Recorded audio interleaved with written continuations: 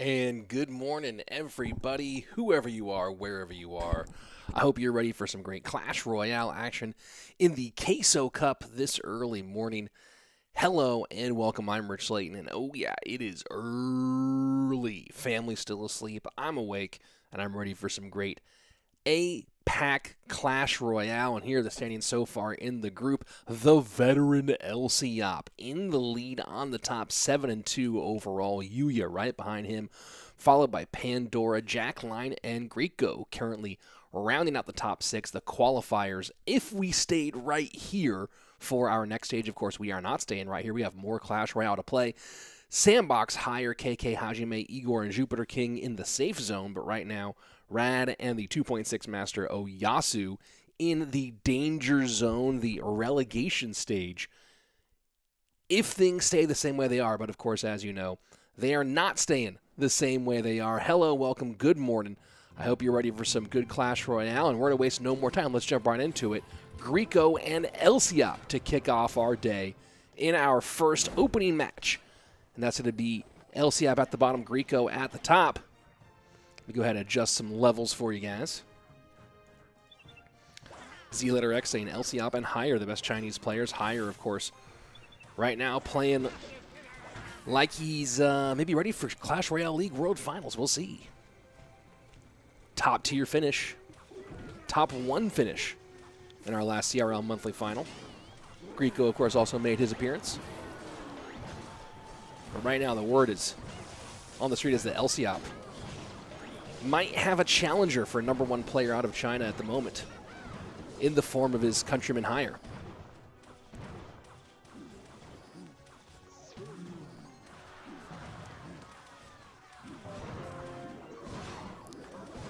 So Ebarm's getting a little bit late here against the Royal Hogs, and man, that's a big chunk on the left-hand side. Lead immediately changes directions from Griko to Elsiop, and wow, Elsiop by quite a lot. And as we say it often, Flying Machine an absolute menace. Elsiop not able to, or able to get way more than Griko probably expected, but not able to play defense here.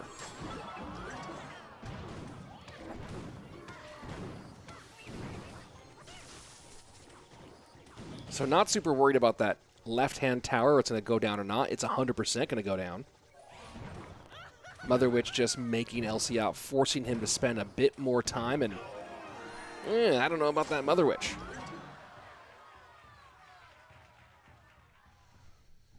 Spent 4 elixir to not force him to play more on the tower, so. Now Miku getting a little bit aggressive here, taking the Goblin Cage, or trying to take the Goblin Cage off. Doesn't quite succeed. Maybe 2 little missteps here out of Miku.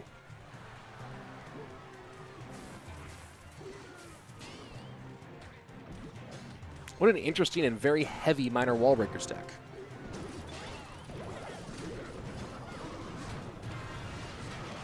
Not Miku, Griko. Griko, Miku, same person. Pigs into the right-hand side, Fireball with the push, and that's a nice 9 elixir spent there for an aggressive move on the right-hand side. And wow, down to 1126. Very, very tight here. As we go into sudden death overtime, Miner goes right into the thick of those zappies. And a zap. Gotta say, absolutely fascinating. Elsiop does get the cage down just in time, maintains his lead 1265 to 1162. Hey, Sandbox Clash Royale. Sandbox, one of the top players in the world in 2021. Gonna go in with a top 5. I can't remember if it was 3 or 4 he finishes with this season. But GG, well played to Sandbox, and we'll see if things shake out here with as much success for these players as he had this season.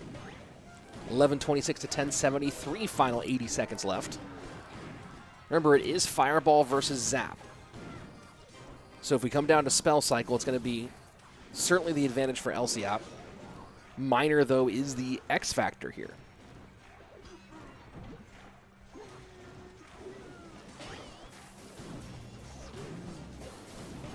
And Elsiop goes opposite lane here. forces out the responses. Fireball goes to the Mother Witch. Fascinating. Goes for the Fireball to get damage on tower, but goes the opposite lane with the with the pigs to force responses that direction. Not sure if it had the effect that he was going for, though. Flying Machine working against the Elite Barbarians. Pile of Zappies on the board. And this is starting to get really, really dangerous for Grieco.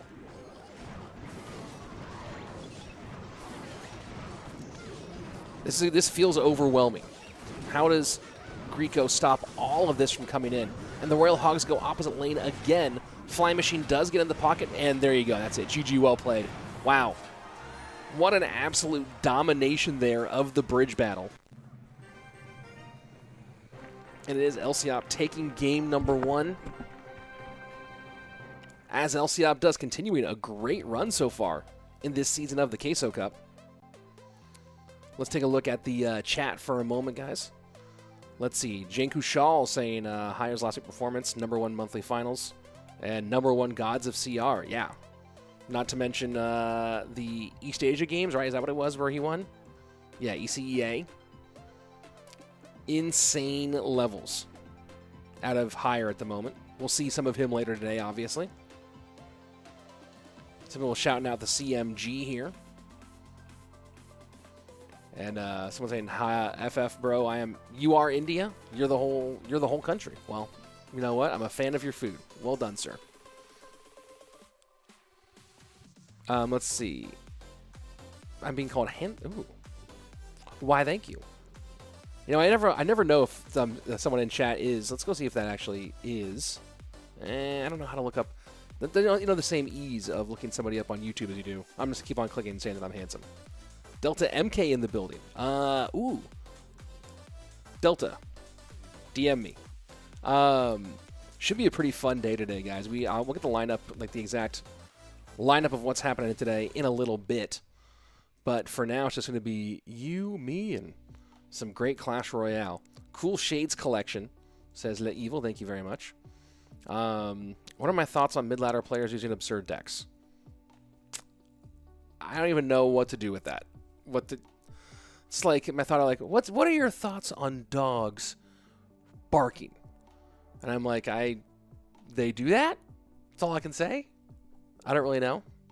How many shades are we going to see today? I don't know. Depends on how the day goes. Let's go into game number 2.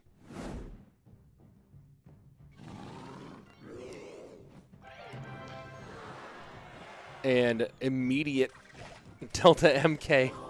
Sorry, I thought I read something else. Immediate Lava Hound down for Grieco and RG at the bridge in response. Very, very smart.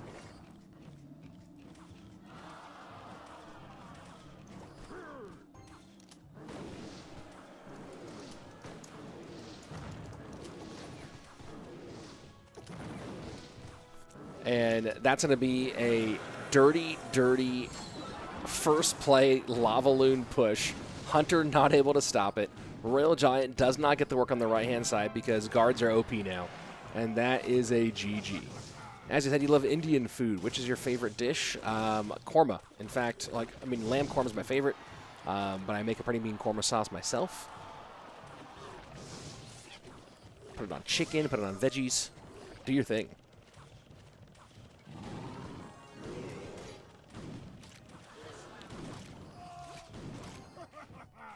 And you see one of the main reasons why Grieco was happy to go with the Lava Hound first play. I mean, look, Lava first play is the play with Lava now anyway. Blah, blah, blah, blah, blah. But he was happy to do it because, well, he had guards in hand. Knew he'd be in good shape. The Evil saying Elsiop is so clutch. We'll see if he can clutch up here. Does get that right-hand tower down to 207. Has to play some good defense here, though. And nice lightning there rather than spending a troop on that one. Does get the balloon down and take care of the rest of that Lava Hound. Epic Wheezy saying, why you wear sunglasses? Because they're awesome. So here we go, double elixir time. And Elsiop has work to do on the right-hand side.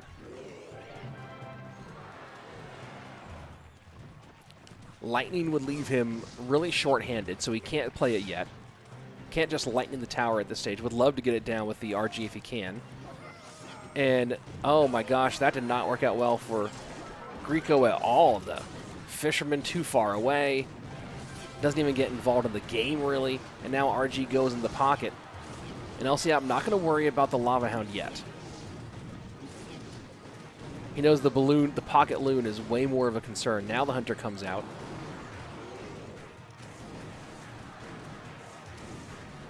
And does this Hunter stay on the board?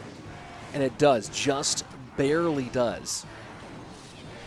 And it's a smart set of arrows there by Grieco to take him off the board. Fireball arrows together. Such an interesting and now common combination. Oh, and a great fireball from Grieco. And he does take the tower. GG, well played.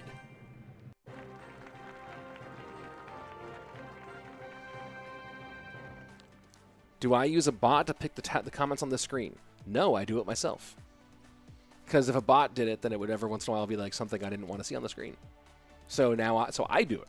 And now, something like this, a great question, does a bot pick it, ends up being part of the conversation. So there you go. Let's see. Oh, I guess no longer in the stream. Got it. 1 second, folks.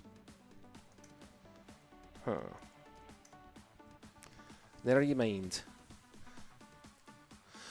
Let's see. All tied up 1-1 so far. And I wish I need to have... The only thing that's annoying about the overlay is not having the decks in between games for us to keep an eye on. Let's see. On Twitch now, 38 already this morning and 162 on YouTube. So thank you, everybody on both sides. Any favorite win condition? Any favorite win? Oh, Epic Wheezy. I'll answer your question first as I accidentally clicked it. Where do I put myself in competitive ladder ranking? I'm not a competitive ladder player. I'm a caster. And I'm nowhere near good enough. Favorite win con? Probably wall breakers. Maybe Loon. I think Loon's fun too, but personal best of the skill drill. Right now I'm playing minor wall breakers. Let's see. One moment. Just checking on something over here, guys.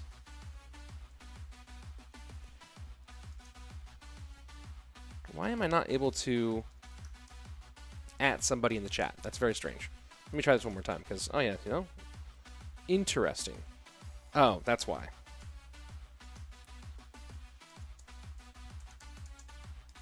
There we go. Let's see. Low-key top 25 right now? Yeah, no, I'm OP. I'm so good. All the players who don't do face reveals, I'm them. So, for now, I'm Oyassu. Whenever he reveals his face, maybe I will be, maybe I won't. You know what I mean? Russian BMX crew. Perfect. Can't go back to sleep, but it's all good because Rich is early morning streaming. Oh, yeah, it is. Early. No coffee yet. Waiting for baby boy Slayton to wake up so I can go get some coffee. Ugh. Really want it. Want it bad, but gotta wait at least another probably 30 minutes. Oh, boy. The rules for the LCQ will not be the same as the top 32 for monthly CRL. The way the LCQ, which is the last chance qualifier, those of you guys asking for the Queso Cup, the last chance qualifier. Hold on 1 second.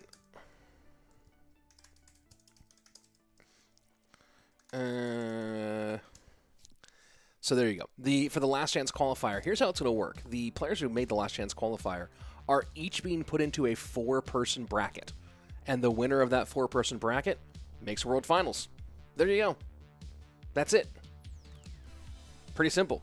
So if you made the last chance qualifier, you and 4 other people, you have to win 2 games. If you can win 2 matches, 2 best of 3s, you make World Finals. And it seems so simple, but so hard at the same time. But that's how the LCQ is working. Let's go ahead and jump into game number 3, speaking of best of 3s.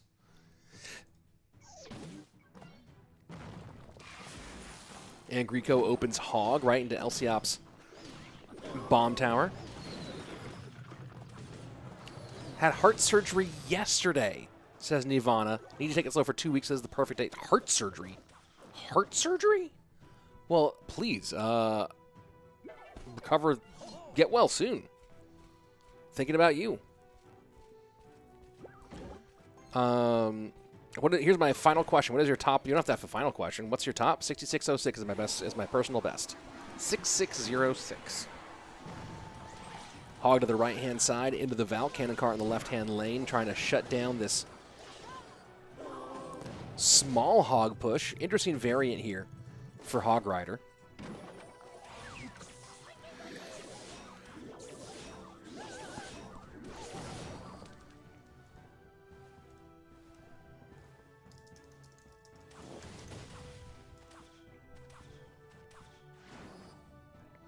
And pretty slow moment here as after that first attempted dual lane pressure from Grieco doesn't quite fulfill. But maybe the best advice, Nirvana had heart surgery. Copixel replying, stay away from ladder. Well, there you go.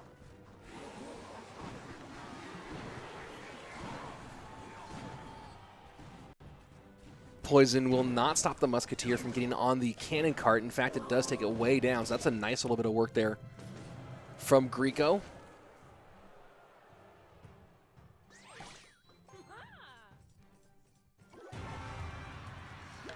Betty asking, which LCQ group, in your opinion, is the most stacked? You know, I have to go look at the groups one more time to make that comment.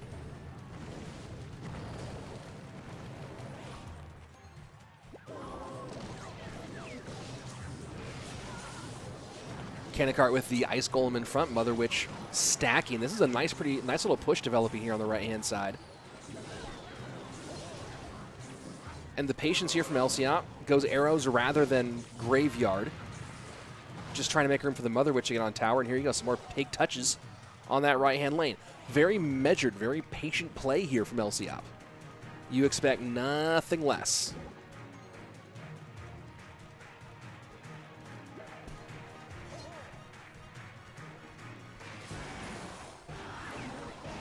The Ice Golem, such an interesting piece of this graveyard deck. Obviously, Ice Golem's been in many graveyard decks over the years as a little mini tank, but using it mostly for the Mother Witch and the Musketeer is Elsiop.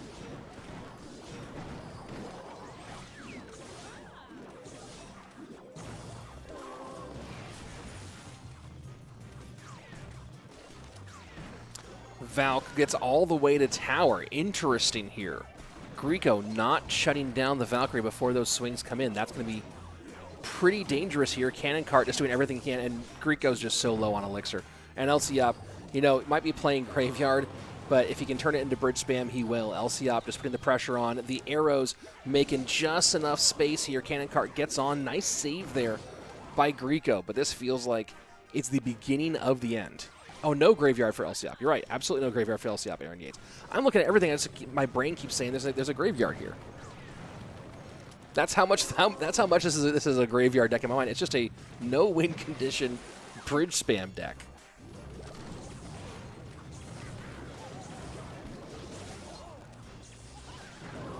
And then you can see people saying in the chat, no graveyard here.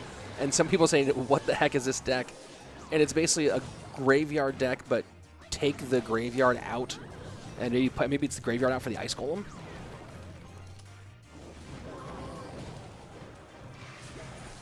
Just my brain wrote graveyard into what really looks like it should be one. Folks, it's early in the morning. Aaron Yates saying, Rich, I thought the same thing until I looked down at the cards. I was just confused. Well, Grieco, not confused here, trying to get to that EQ beforehand, and that's the danger of running a no-win condition deck. And KFP with the really good point here. I wonder if Elsiop forgot to put the GY or if this was intentional. And honestly, that feels more likely. That feels more likely than he intended for this deck to be that. Josh Varden with a very good point. What do you mean no win condition? Ice Golem is the win condition. Accurate.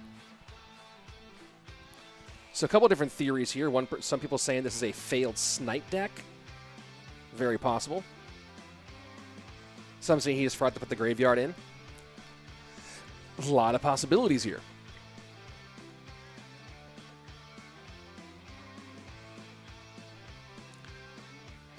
But that's a GG. That's a well played. And an interesting way to kick off our day. Let's see. I'm getting something set up here, folks. Give me a couple minutes.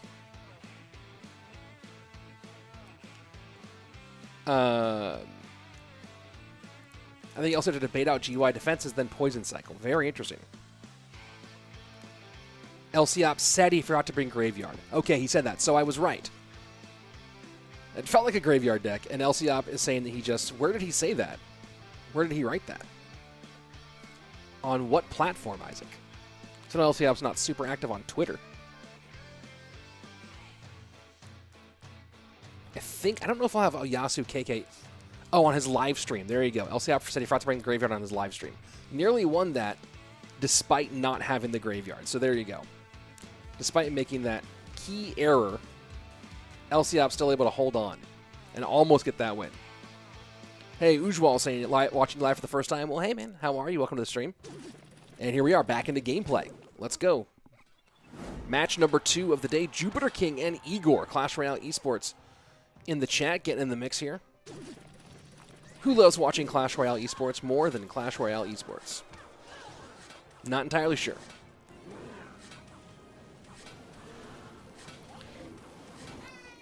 So minor wall breakers here for Igor. JupiterKing going with the heavier one, kind of similar to what we just saw run by Griko a few minutes ago.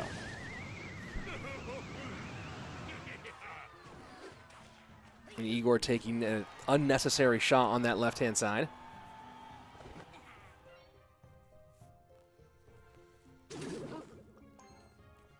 And the behind King Tower miner, that's one of the hardest ones to decide when you're supposed to do that. That's, you know, playing defensive miners is often talked to. Oh, and that miner pulls it out of the way.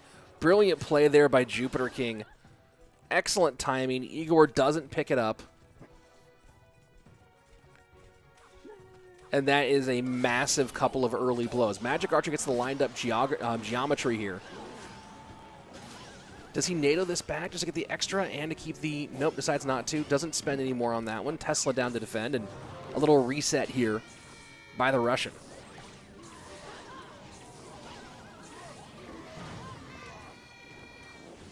And yeah, Igor knows. He just got caught flat-footed. GG throws up the white flag.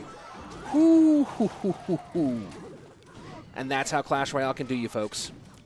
Igor overspends a little bit here. Gets completely caught by the Minor Bandit play.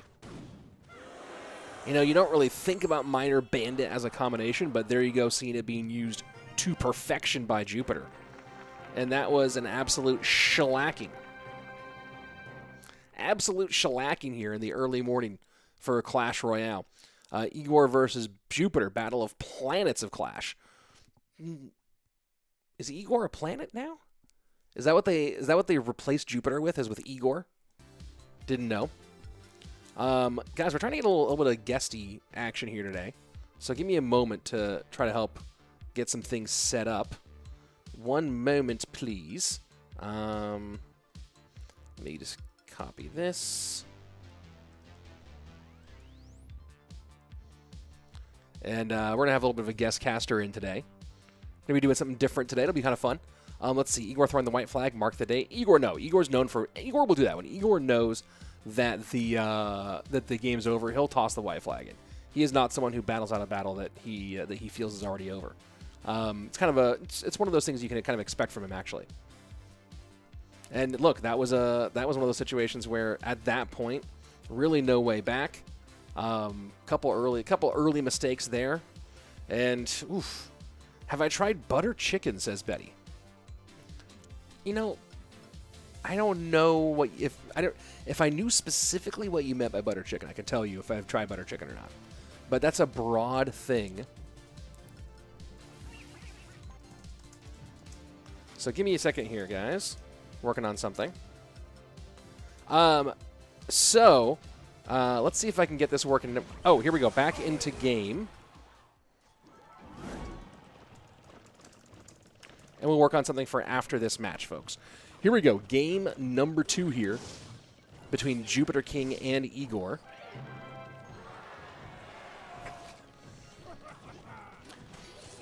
And Igor gets aggressive with Royal Giant early. Is it Royal Giant triple Spirit as he's running the pass? Probably not. One of my favorite moments in CRL 2020 was when I did a whole video on it, when Lciop ran Igor's Troll deck, RG Triple Spirit against Igor and won. And you can see the look on Lapo's face when he realized that his friend realized what was happening. Rohan saying it's a classic Indian dish, butter chicken. I mean, I'm sure I've had it then. And oh boy, you talk about the killing blows here. And once again, Jupiter just completely taking Igor to task.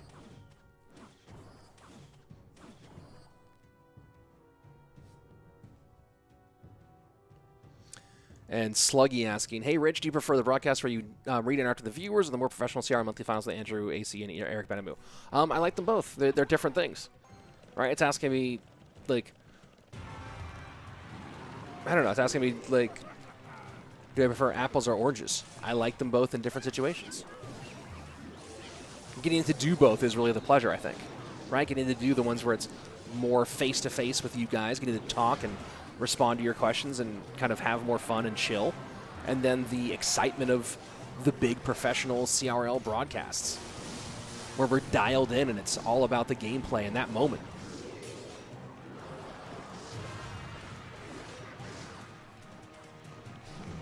And this is going to be a GG. There's no coming back here for Igor. He can do all he wants at this point, but this is going to be a GG, a well played, an RIP. What other acronyms can we throw out there? An LOL, maybe?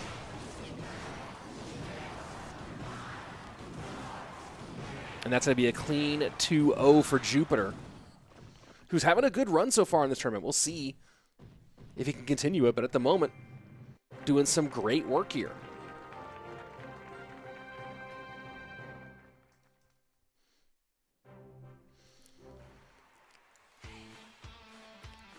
So there you go. Victory here for JupiterKing. A really solid win here for a player who's needed a solid win for a while. And hold on one second. We're working on trying to get some. Give me one moment here. Oh, that was not what I was trying to do here. 1 second, folks. And hold on. I'm working on getting our co in here for the day, but for some reason at the moment it's not working. So give me 1 second here, folks. And not sure if he can hear me at the moment, but trying to work out the some sound challenges. Give me 1 second. Yes, I can hear you. I was trying not to acknowledge the technical setup here on the stream, but yes. So, guys, we're working on getting a co-caster in here for the day, and trying to see if I can make it happen. Let's see. Oh, we are right back into gameplay. Never mind. That was quick. And here we go. Higher versus Sandbox. This is a top-tier matchup. And one of the kinds that you love to have at an event like this one. Coming off of his Clash Royale League monthly final championship is Higher, who just won't stop playing Clash Royale. Sandbox, of course, top in the world. So here we go. It's going to be Higher setting up his giant skeleton to the left-hand side here. Looking like it's going to be RGGS, which made a bit of a comeback this weekend, as Sandbox is going Hog EQ.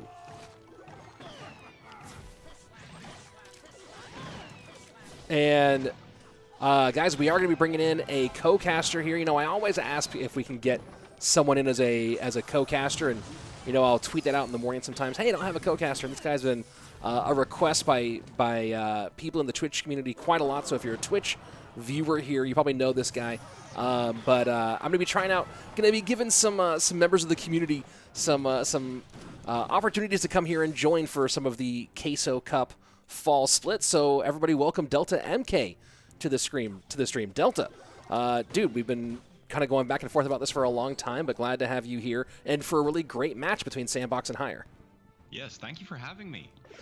It's been a while since I've last done a Clash Royale stream, actually. I've been really busy, but it is my honor to help casting the Queso Cup here today. Well, you've definitely been someone who's been requested quite a bit. Let me go ahead and give you the clean feed link so that we can get ourselves properly synced up here, so you're not just casting off the back here. But yes, someone who every time I say, hey, I need a co-caster, one of the names that does come up, so happy to have you on here for this early morning event. And what an event it is so far here with Elsiop and Griko going pretty back and forth early on, and then now what a great matchup between Sandbox and Hire. And I'm going to go ahead and make some adjustments here to make sure you guys can hear Delta. And I can see people are pretty excited from the chat here to get you in the mix as the RG works on the right-hand side. I should probably join the Twitch chat too as well while I'm at it then. But yeah, I am mostly a Twitch streamer. I started out on Twitch about a year and a half ago as the first lockdown started. And I've been casting some No-Tote Worlds when that happened. I did a couple of draft duels and just stream for fun, yeah. I don't get to do CRL though. That's left to the big boys, such as you. Yeah, you know, CRL is kind of fun, I have to admit. And speaking of fun here, though, the pressure being put down by Sandbox on the left-hand side, it's been so hard for Hire to keep up with it. You think about all the counters here that he does technically have for the hog cycle, but keep in mind there's one very important word there, and that's cycle so far. It's Sandbox using it to perfection with a minute 34, 33, 32, 31, 30 remaining, trying to help you sync over there on your side, Delta, as the RG comes in on the right-hand lane. Hog down, Fishboy not in cycle for it, so the Hunter goes ahead and lets one hog shot go through, 7:32 remaining on the left-hand lane, with a minute 16, 15, 14, 13 remaining. Everything all synced up. Yeah, what you were talking about with Hire having hog counters, he has the Fisherman, he has the Hunter, but none of those actually counter a hog fully. Hunter lets one shot go if you don't play anything extra. Fisherman doesn't counter either perfectly, and Hunter is still an even trade, so Hire really has to overspend on every hog defense, which is just, it's no good for him, and he can't build up those big RG pushes behind a giant skeleton. The really interesting thing about the Fisherman counter for the Hog Rider is, and a lot of people don't know this one, is that once you have King Tower activated, perfect timing can fully counter a Hog Rider with the King Tower already activated, but the problem is you have to give up that King Tower activation, and the response has to be so fast that you kind of have to be keeping track of the Hog Rider's cycle and hovering the Fisherman over its counter spot before the Hog Rider actually gets dropped. So you have to be able to go, wait for them to drop and go bam, bam, with the drop to actually get that full counter. So Hunter can't do it. Fisherman can just barely do it, which I didn't know until I was breaking down. I can't remember whose match it was. You know, it was a Lucas Gamers match, one of Lucas's match. I think it was Lucas versus the God RF in CRL back in the 2020 season for the fall split. And there was a great breakdown that I got to do of RF versus Lucas. And it's just so hard to do. That it's one of those ones where it's like it's almost impossible, but nearly so. So we're all synced up, guys. So those of you who don't know, Delta MK is, as you were saying before, a streamer on Twitch for Clash Royale. During this week, I'm going to bring on a couple of the streamers from Twitch the community's been asking for. So Delta, happy to have you here. So you're from the Netherlands, is that correct? That is correct, indeed. Which makes the casting APAC a lot nicer to me, because it's pretty early in the morning for you, isn't it? Yeah, it's 6:36 in the morning. Oh boy. Yeah, it is absolutely brutal. So, you know, Delta, I know that the Dutch are known for pretty solid English. I couldn't even capture the hint of an accent in your voice. Would you say that's Yeah. pretty normal for the Dutch overall? I mean, I know Serge obviously has an accent. Or did you go to an American school? Like, you sound like you're you sound like you're from Florida or from Connecticut. Yeah, so the Dutch usually speak English a little bit more like this, which is also, I think, what Surgical Goblin is known for. But I've been speaking English since I was like 10 or something. It's essentially become my second language. My uni course is fully in English as well. And with basically all my friends being international, I just speak English more than I do Dutch, so it is pretty indistinguishable at this point. I hear that a bit, yeah. Well, so thanks. And I'll tell you much. Your English is much better than my Dutch, so well done. And happy to have you on here today, especially with your mastery. Man, if there's one place where Americans do lack, and there's only one, obviously, because we are great at everything, and that would be languages. that's one big problem that we have. My sister, although you guys do speak a lot of Spanish, don't you? Yeah, it's kind of necessary. My sister completely fluent, my mother completely fluent or pretty fluent. Me, minimal. I didn't. What's that thing you're supposed to do in school? Homework. Wall breakers connecting. Yeah, nice wall breaker shot there on the left-hand side, 1484 remaining. We've seen a lot of lava today, and this is interesting. Like lava, of course, was still in the last meta, but it seems like it's gotten a really big boost this meta, and I'm not 1,000% sure why. I feel like it's a combination of the buffs to poison, snowball, and we're seeing both of those here in this deck, but maybe more importantly even, the buff to guards. There hasn't been a great ground option for Lava Hound in a while. Barbs have been a bit of an overspend, and Skarmy, of course, is a really flawed card in a lot of matchups. But with guards being so strong, it feels like Lava Hound is truly back now. It is. And guards also really helps out Lava Hound versus a lot of the cycle decks in this meta. And with Royal Hogs getting that huge buff, being super good in the meta right now, we see a lot of cycle decks. And Lava Hound typically matches up pretty well versus cycle. Because Hire here is playing a Goblin Barrel Wallbreaker deck, and usually that doesn't get run with Tesla and Rascals. Usually has a lot less air defense. And then Lava just becomes an amazing counter to that. Well, and this is one of those interesting things, right, where you talk about the importance of deck selection and building your overall deck pool for dual mode. And, you're not just running 3 decks, you're running 3 decks with research. And, one of the things about this matchup, which is fascinating, is you're coming off of a weekend where Hire and Sandbox expected to maybe face each other. So the same analysis probably applies here. Hire just goes to the well and says, hey, well, what was my analysis for facing Sandbox at CRL? Oh, cool, I have it here. Let's go ahead and apply that. And comes up with a pretty good version of log bait, of a double bait here. Now the question is, can he finish off this right-hand tower before getting shredded at his King Tower? And that Inferno Dragon is all over. Tesla trying to stop the burn, and it does. Holds on for the sizzle. Dark Prince in the pocket, though. King Tower is getting threatened right now. This is a real big struggle here, Delta. Yeah, Hire almost... Oh, those Rascal Girls.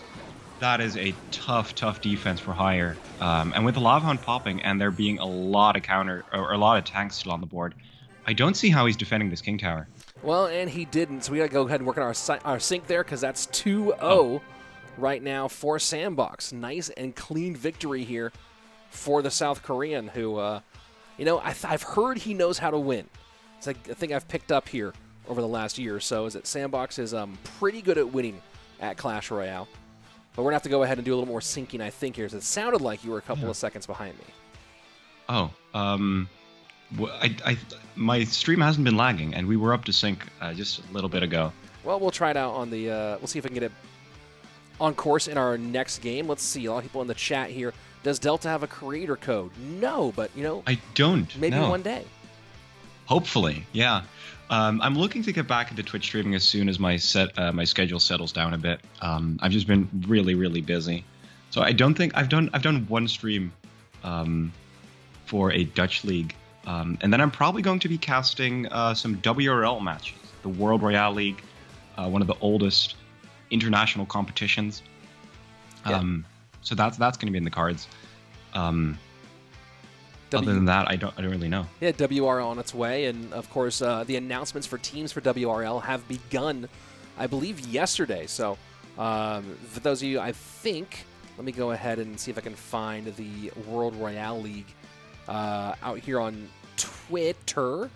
But I do believe they started announcing, I don't know if they put the schedule up yet, but they have begun putting their teams out. And, you know, one of the questions that's going to happen every single time is, I don't know if you're keeping track of the Dutch team, Delta, but any idea? I'm actually the manager of the Dutch team. Oh, well, there you go. So who's the Netherlands bringing for WRL this year? We have Marnix. We have Ronnie as our standout players. Bob the Rock, unfortunately, not able to make it. He's been really busy with other things, with life just in general. So no Bob the Rock. Surgical Goblin still retired. So we're bringing in a couple of new guys to test out in WRL. Well, good luck to you for sure. It'll be interesting to see how the younger players fare. It's so interesting to see as players cycle through different squads. Absolutely. We have a Team Nepal player in chat right now on YouTube. Oh, let's see. Team Nepal, Superstar represent Team Nepal on WRL. Well, congratulations and good luck there. Here we go into our next matchup, Pandora and Hajime. And just to check on this one more time, Delta, it's going to be 245, 244, 43, 42, 41. Oh, yeah, I 40. am behind. I had a feeling. I've been doing this for a minute here. 36, 35. 33, 32, 31, 30. You're behind, not Yes. ahead. Oh, that's interesting. Okay. Usually, I think it's like a second now, so it shouldn't be too bad. All right, here we go. Minor wall breakers for Hajime, and probably expecting the Magic Archer here now that we see the NATO and Pandora. Man, I don't know if how much you've been playing. This heavy minor wall breakers deck, kind of a big shift from the minor wall breakers meta. Yeah, this is an exact matchup, I think, of the Igor versus JupiterKing match we saw earlier today, with Igor throwing the towel in the ring like a minute into the match, and Pandora does get the King Tower was already King Tower was already up. I guess more Hajime is trying to control the long-term damage in that one, as he does get the split here, and Wallbreaker connects on the left-hand side. Yeah. So Pandora is running the Mega Knight version, if I am correct, which has seen a big resurgence, as you said, from the previous metas.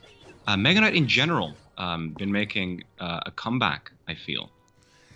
Yeah, much to the chagrin of many people, I can imagine. Mega Knight's one of those cards where either you think it's not a big deal or you think it's the most annoying thing on the planet.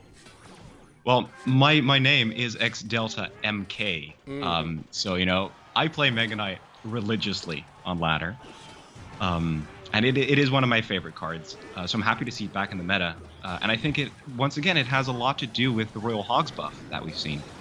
Yeah, Royal Hogs certainly all over the place, as I believe it was Julesy who tweeted it after CRL this weekend, that Royal Hogs was played by, I think, in all 14 matches of CRL this last weekend. Wow. And their damage buff was only 6%. So it has been a big surprise to see them back that much. Here we go into the final 25 seconds of regulation time. 1484 on the right-hand side to 1702 on the left-hand side.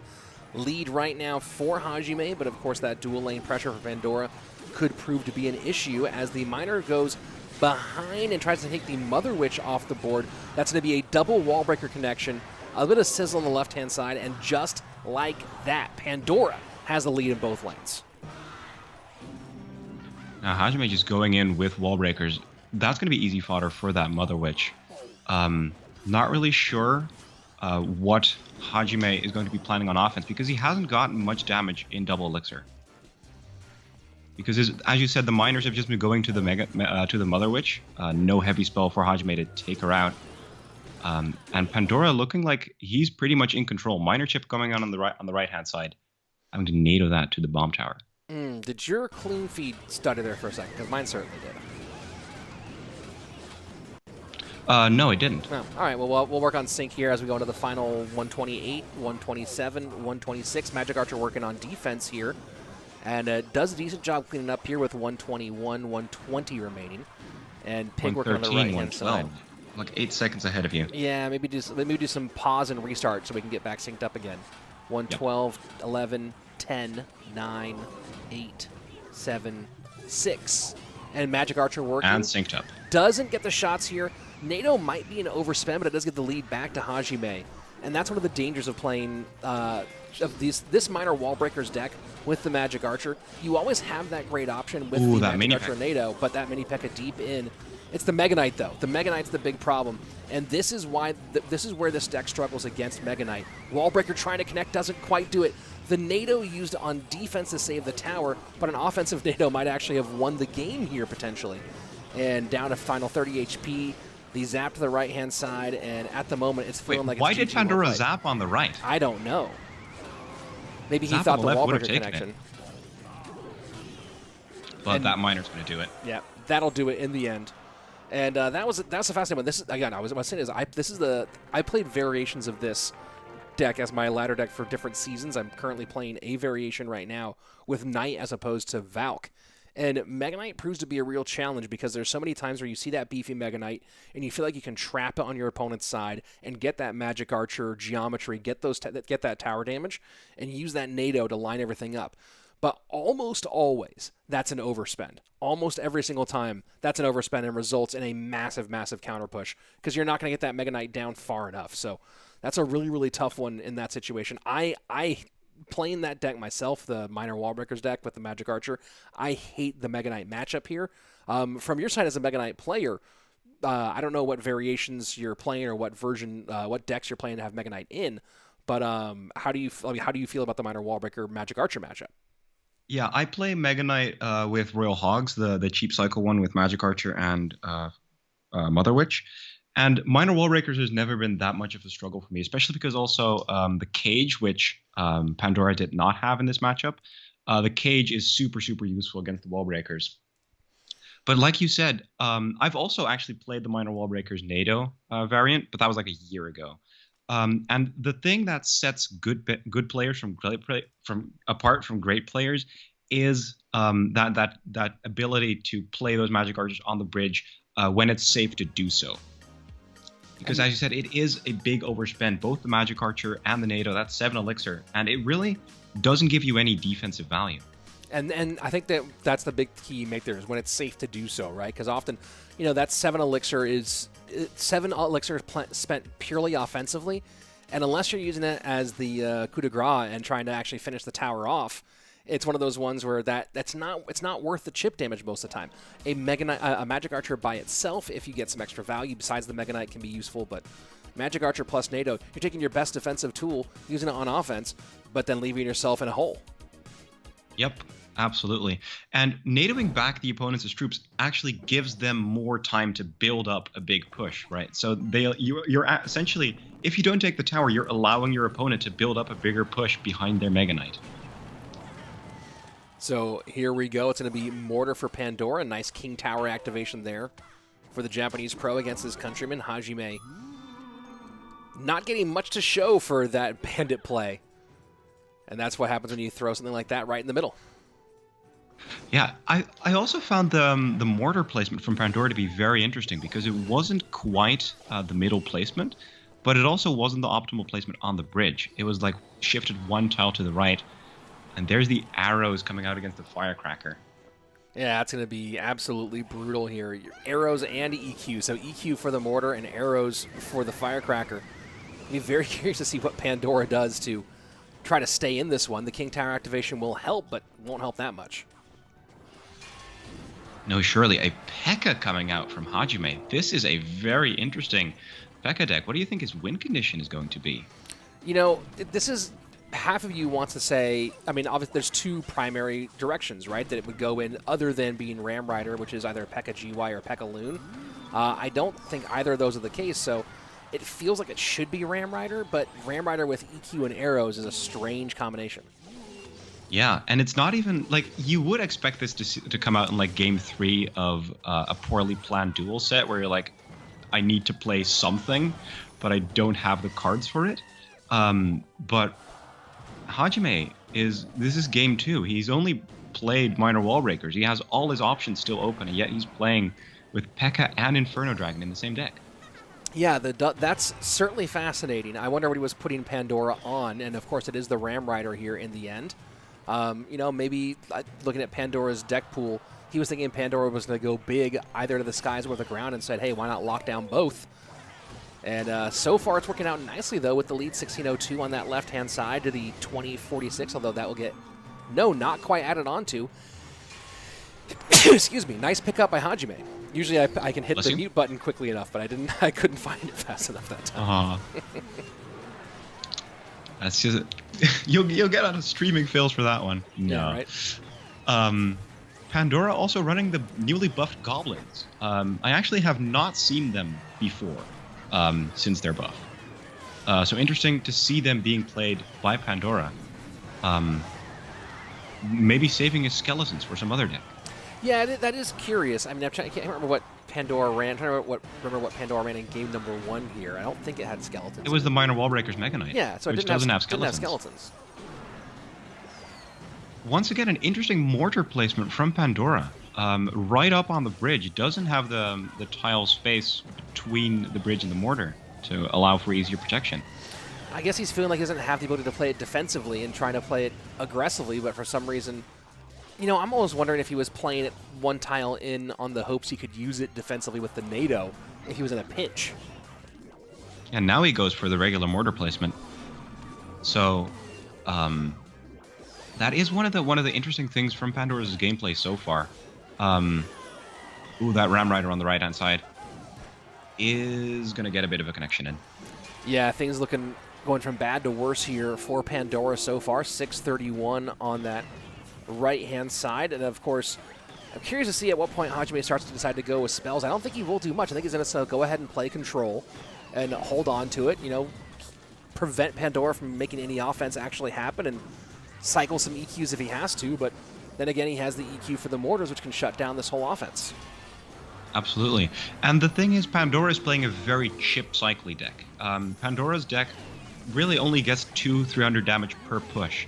And so when you're getting out-chipped with this deck, there's really no opportunity for you to come back.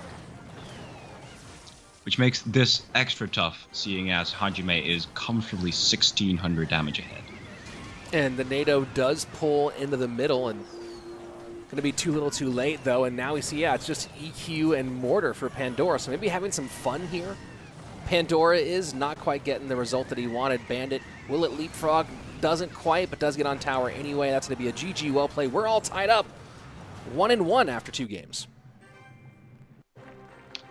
Yeah, Hajime running the P.E.K.K.A. Inferno Dragon Earthquake Arrows deck and actually winning with it. So now Hajime has all of his options for decks still open in game number 3. He has his Fireball still, his Poison, basically all of the win conditions still available to him. So can be very, very flexible in this decisive third game. Well, one thing that's interesting to keep in mind, if I'm looking at this from Pandora's perspective, is you just saw 2 tank killers get played. This feels like an opportunity, having gone a little bit faster in game number 2 and gone minor wall breakers in game number 1. This feels like a really good opportunity to go beat down. So now we get another interesting mind game, right? Was this partially setting a trap here by Hajime? You played the P.E.K.K.A., you played the Inferno Dragon. Do you now play Inferno Tower or another major tank killer because you're baiting the trap and trying to spring it? Great point there. And with the earlier points about Lava Hound seeing a bit of a resurgence, I think we could very well see Pandora play that Lava Hound.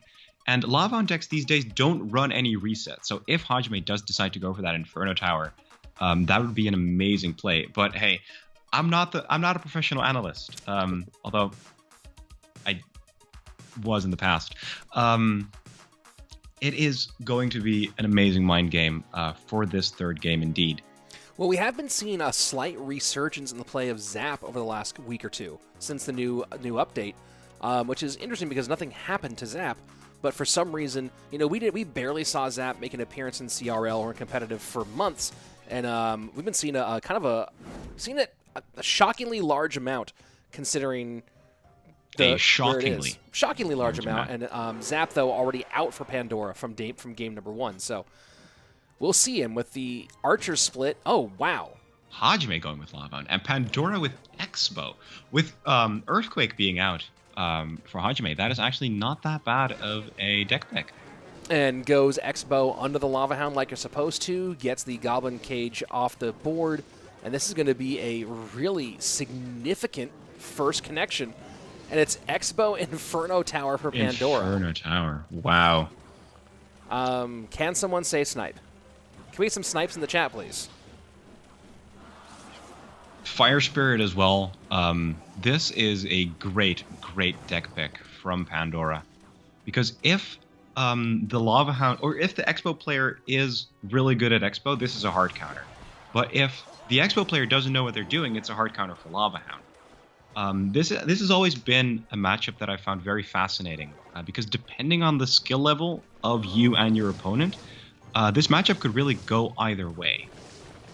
But since we are in the Queso Cup and this is the creme de la creme of professional play, I think Pandora does know how to pilot this matchup.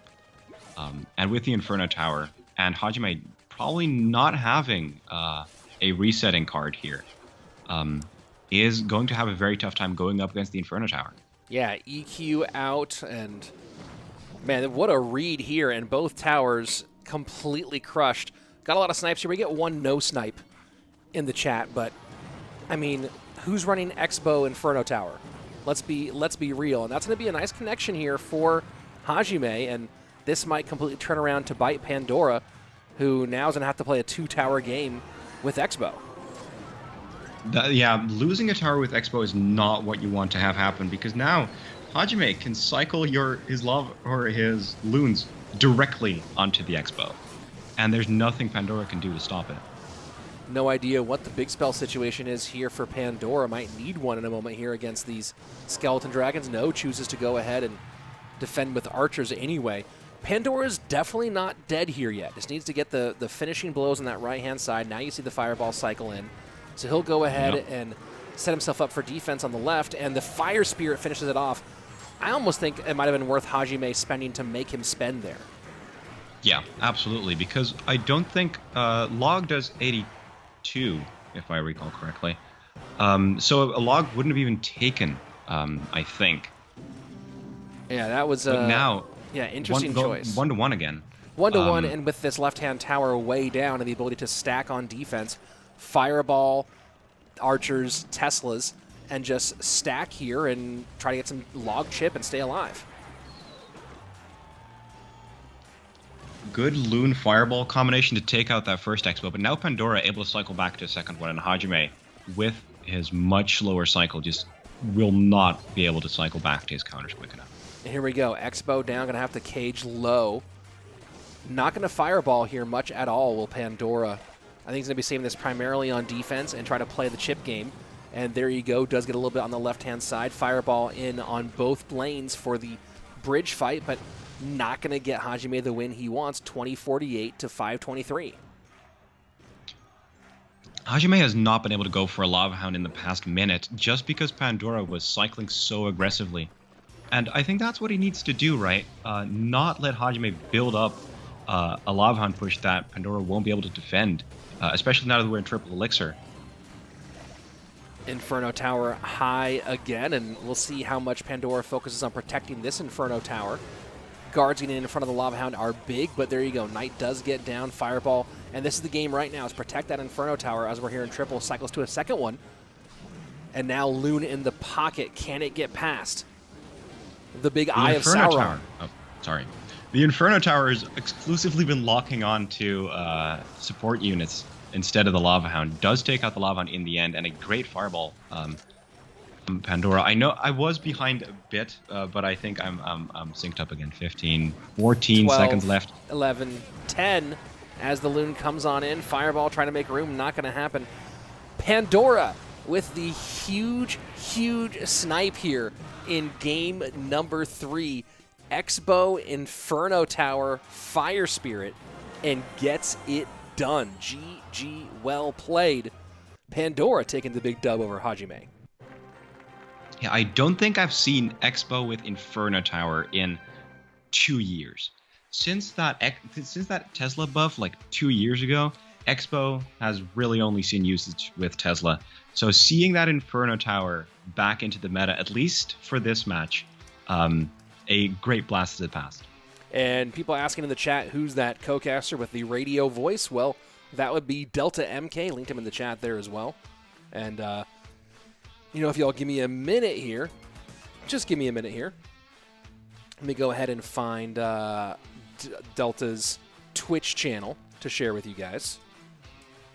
Because he will be casting some of the World Royale League if you enjoy international competition in Clash Royale. Let me go ahead and get you over here. My Twitch is being very slow. Is it X Delta MK on Twitch? Absolutely. I am a very consistent X Delta MK all across the board. Twitter, Twitch. Not a lot of competition for the name? Absolutely not, no. Well, actually, I've joked about MK standing for Mega Knight, but actually it does not. Because before playing Clash Royale, I was actually pretty big in the Mario Kart Wii community. Wow. Still around on there. Mario Kart Wii. Yes. Please tell me more about the Mario Kart Wii community. It's actually a great community. I've been a part of it for 7 to 8 years now. The regular speedrunning community is doing fantastically. We're the most active Mario Kart of them all, even surpassing the newer ones. Wow. But I'm no regular player. I do tool-assisted speedruns, so that means that I slow down my game on my computer and try to make the perfect run. So that's what I do on YouTube. I don't do Clash Royale on YouTube. Clash Royale is all over on Twitch. Okay, so it's Clash Royale on Twitch, but now this YouTube, I need to go take a look at what the heck. Let's look up X Delta MK on YouTube, and let's see. I see two here. I see one with your face, and then I see one with a Mario on it. Yeah, the Mario is my Mario Kart Wii one. I think I actually have a channel for Clash Royale things, but I don't upload on there, just for commenting. So you use your computer to slow down the game, and then just like micromanage your run through the courses? Absolutely, yes. So I actually helped with the fastest time ever accomplished on Coconut Mall. You know have you played Mario Kart Wii? No, I have not. Okay, there is this one very famous course inside of a shopping mall, and we have managed to complete 3 laps of that course in 29 seconds. And I was able to help with that. So if anyone's interested, go take a look at the Coconut Mall glitch Taz. It is truly incredible. Okay, that's one of the craziest things.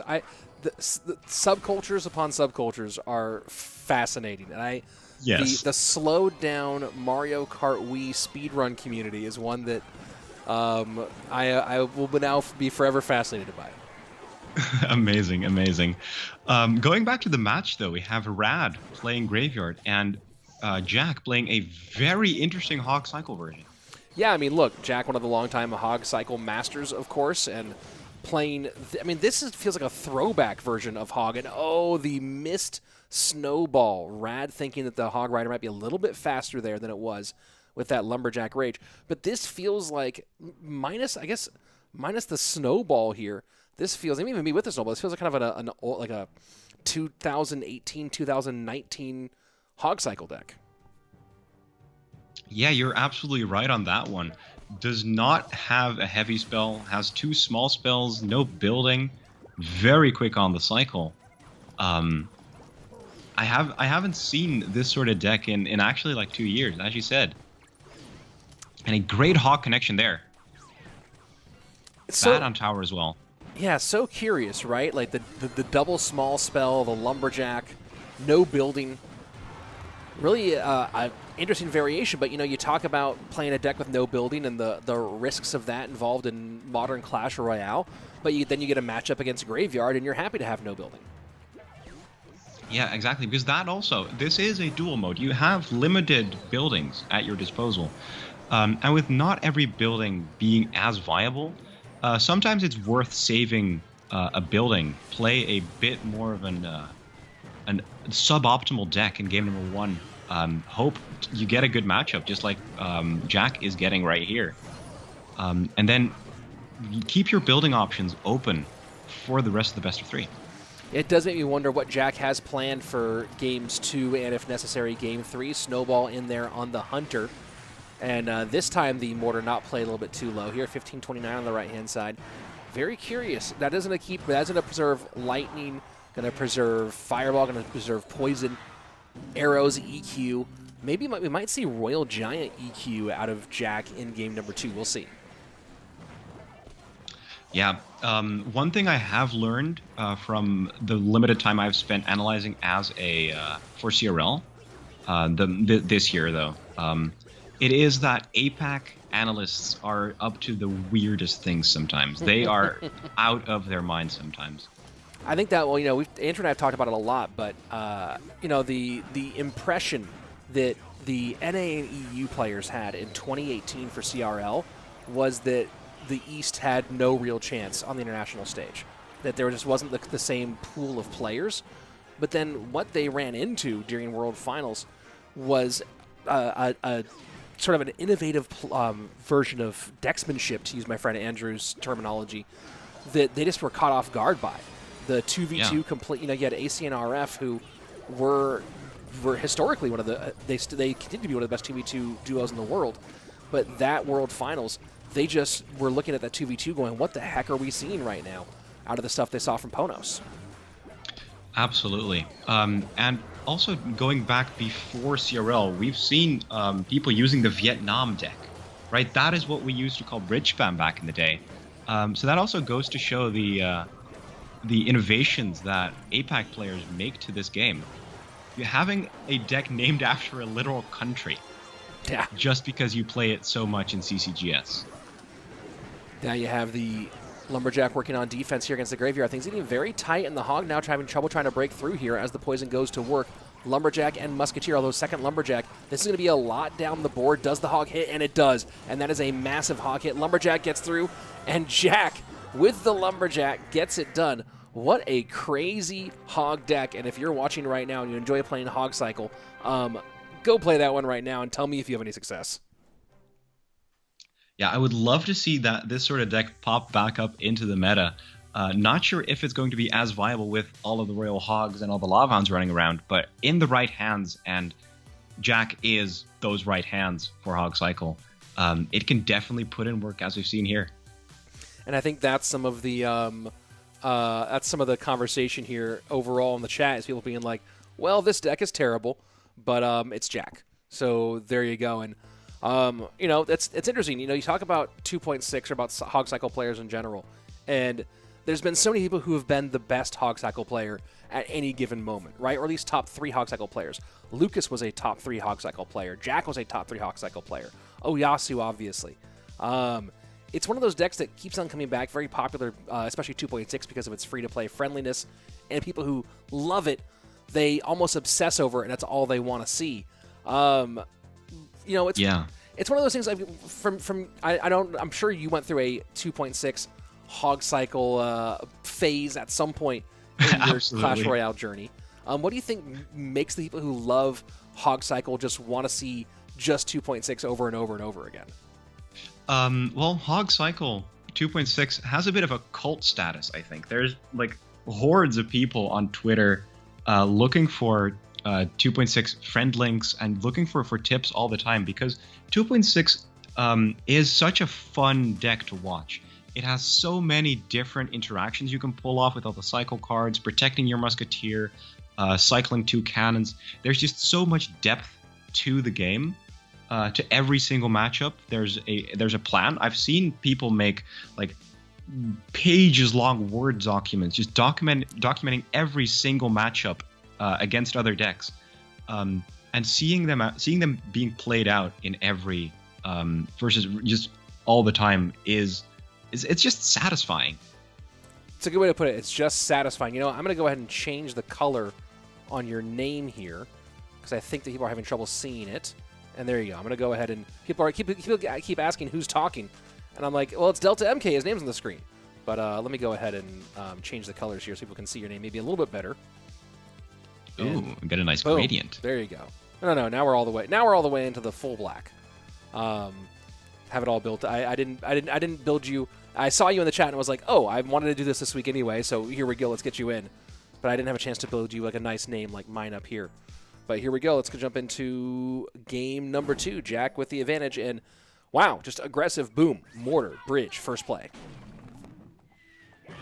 And Rad going with the Ram Rider on the inside of the bridge, which actually does take... Oh, Mortar actually wasting 2 shots on that Ram Rider. Well controlled there by Rad. And, you know, that's a longtime veteran making a longtime veteran play. Absolutely right on that one. It is interesting, though, to see Rad playing a Snowball in game number 1 and then coming out with the Ram Rider in game number 2. Because Ram Rider and Snowball are probably one of the best synergies. They have one of the best synergies in the game. So not having that Snowball with the Ram Rider is an interesting choice. You gotta expect this is lightning then out of Rad here in this game 2 matchup.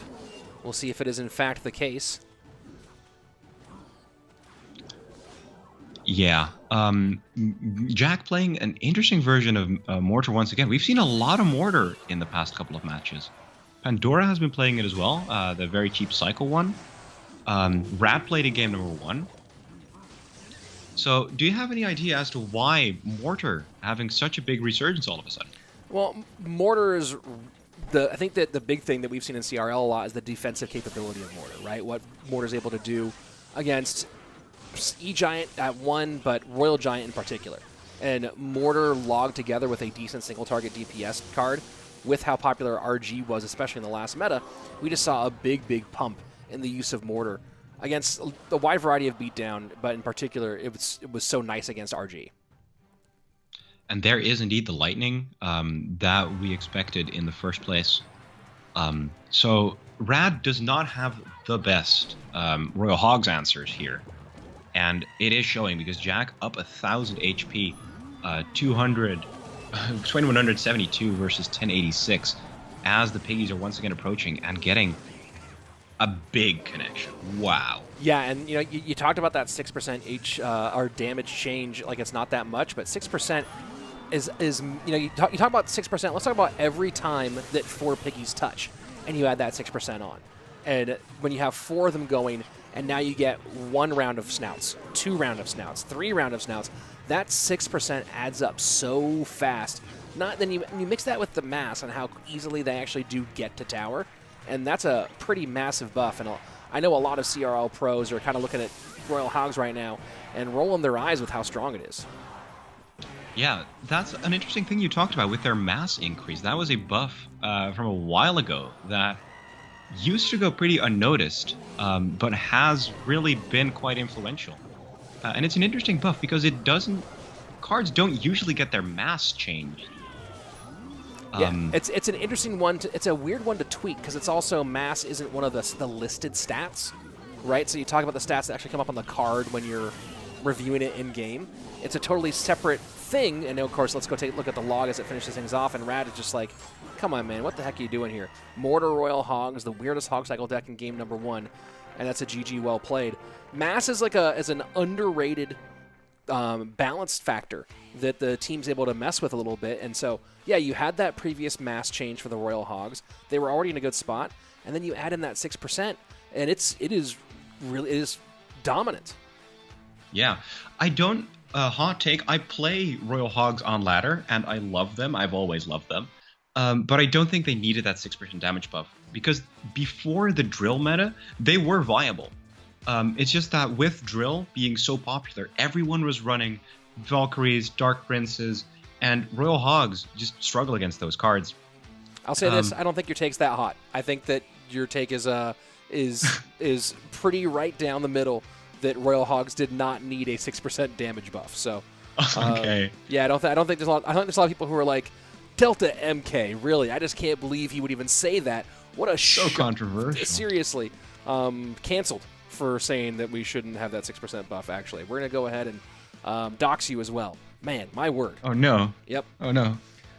Let's see. Sultan of Swing saying in the chat on Twitch, it's because the Hog Cycle encourages outplaying your opponent. Even if you have a bad matchup, you can outplay your opponent. Winning with 2.6 Hog is so satisfying. That is definitely one of the reasons.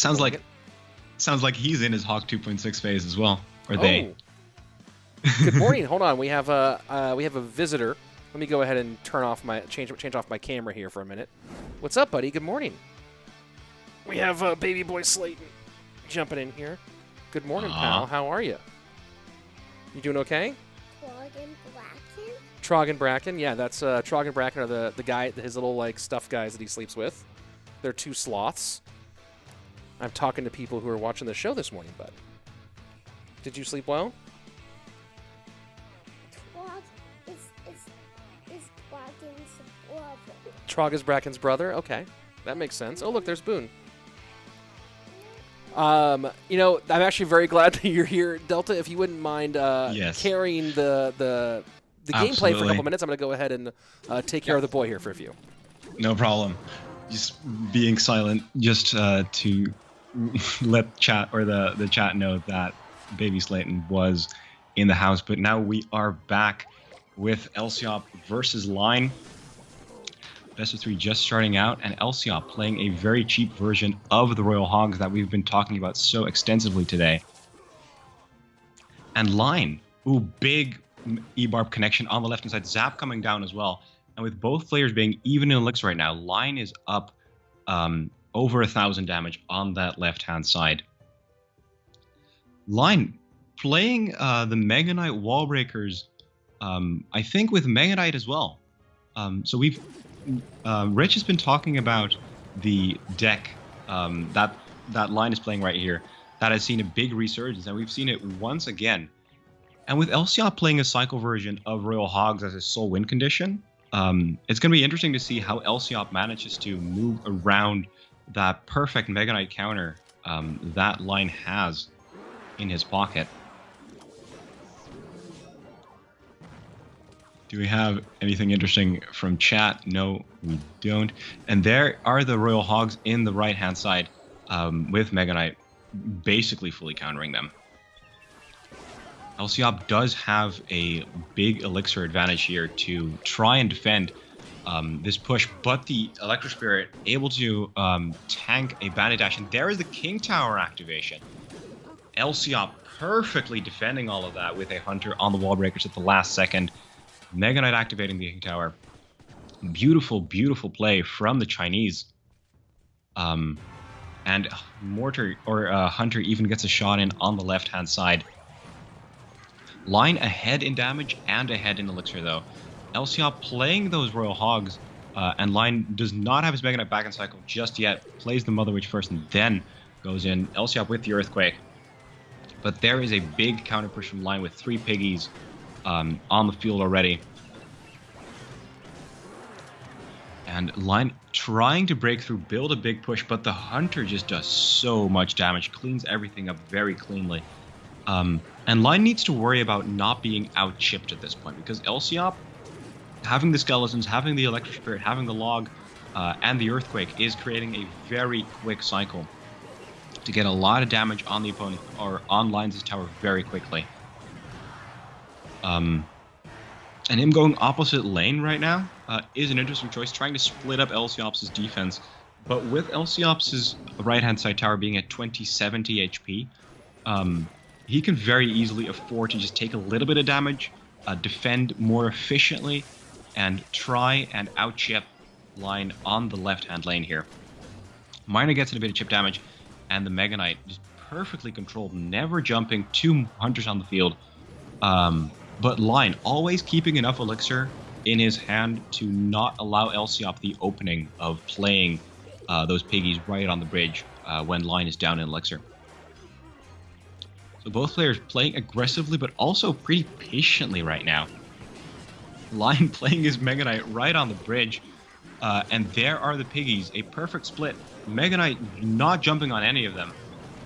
And if Elsiop is able to defend the Mega Knight here, and he does do so, he is ahead in damage right now. Bandit locks on, does not lock on. Hunter at the very last second. Lock comes down from Elsiop, and with just 45 HP left, he just needs to cycle back to something. But there's the There's the miner and the piggies connection. Earthquake comes down. Elsiop has 2 bigs in the tower. But Elsiop takes it over Line on the slimmest of margins. A great comeback from Nova Elsiop. Incredible play. He was behind for most of that match. But as I said, it was all about the chip damage. Elsiop played just 1 Royal Hogs in the last 2 minutes.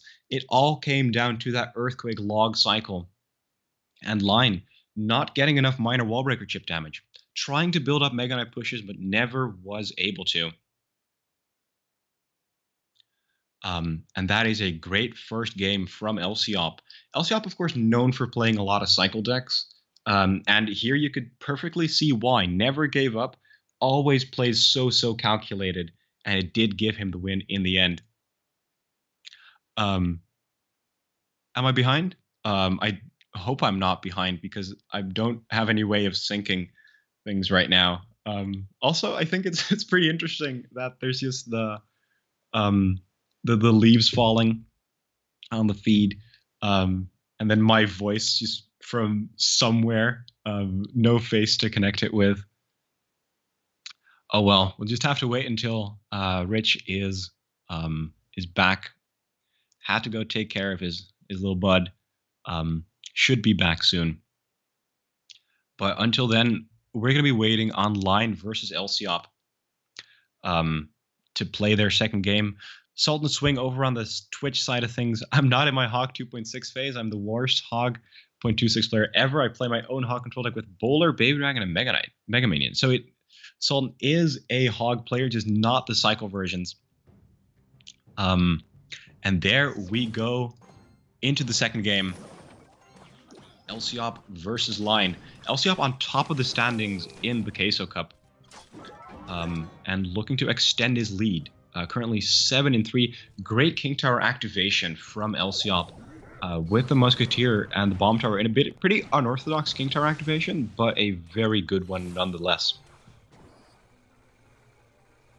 And Line playing his Hog Rider with Electro Spirit and Barb Barrel and Zappies.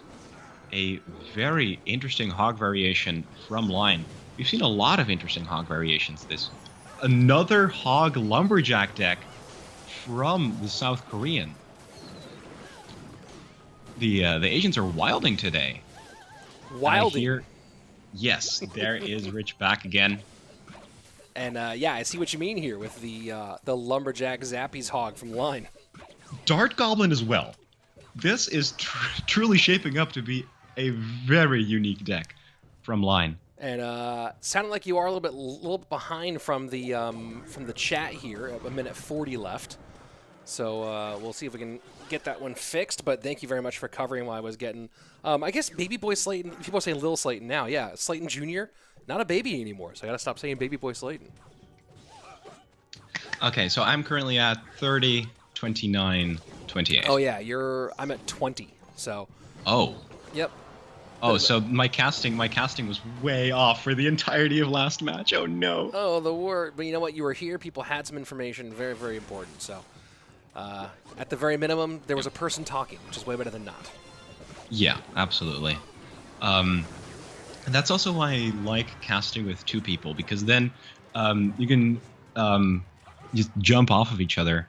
So there's always something interesting going on, both in the gameplay and in the audio portions of the stream.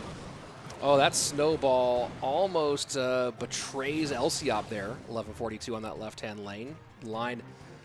Putting the hurt down, that's for sure, as we hit 35 seconds remaining in our regulation period. Bless you. Oh, I see. I muted that one for the stream. That one I got there for. Okay. Okay. Yeah, you don't. So you just muted on the stream side. All right. Yeah, just because I have a global mute button on my microphone, so I just usually hit that. Ah, yeah, no, I mute the OBS. Ah. Yep, and that's how I can say things to you. And yeah, they have no idea what I just told you, which is I could have been talking trash about the whole stream. Who knows? I could have been giving the secret to free Bitcoin away. They would never know what I just said to you off stream because of my mute button. Ooh, that is a great snowball from Elsiop. Ooh, but that hog sneaking on through, 86 HP remaining. Line though does not have a heavy spell. Doesn't matter too much here though with 2 hog shots, and now it's going to be 1 more. Oh, is it 2 more snowballs now? Oh boy, that actually changes the math significantly. Oh no, it's 1. You know what? I don't know what snowball does at tournament standard right now. And it does 38, I think. Exactly. 86, wow. 86. Yeah, there you go. Well, Okay, so GG, well played. my game just finished, so I don't know where you are on the stream. A little bit ahead. We'll sort it out. Hey, Sakina Fuzby, good to hear. It's good to see you here. Welcome. Been a while. Bet you told them the meaning of life. Yes, I did. And no one else gets to know it. It was just a secret between me and Delta during stream. Isn't that fun? No, the free Bitcoin, says Ledden. Yeah, I know. Oh no. Yeah, I don't know if you're a crypto person, but I am not. Maybe that's... Me neither. Me neither. I'm not against, like, I remember my friend Joe and I years ago saying, "Oh, Bitcoin's at 750 now. We probably missed the boat," because we were debating if we should get one or not, and we decided not to. Or invest a little bit. But you know what? Big crypto, I get. I do not understand NFTs. I don't understand. I mean, I understand the technology behind them. Yeah. I don't understand why someone is going to pay for a minted JPEG. I just don't get it. I don't know if I'll ever get it. I think there's cool applications, but I don't think that's it. Yeah, I think the Charlie Bit My Finger video was sold as an NFT recently, and I kind of get the value from that because, like, you have the original video, like, just to yourself, just like you would have a painting or something. But there's also NFTs that are just so easily replicable, where you just have a bunch of pixels, as you said. Yeah, but I wonder about even with the video, right? Like, okay, so like people make the comparison of paintings all the time.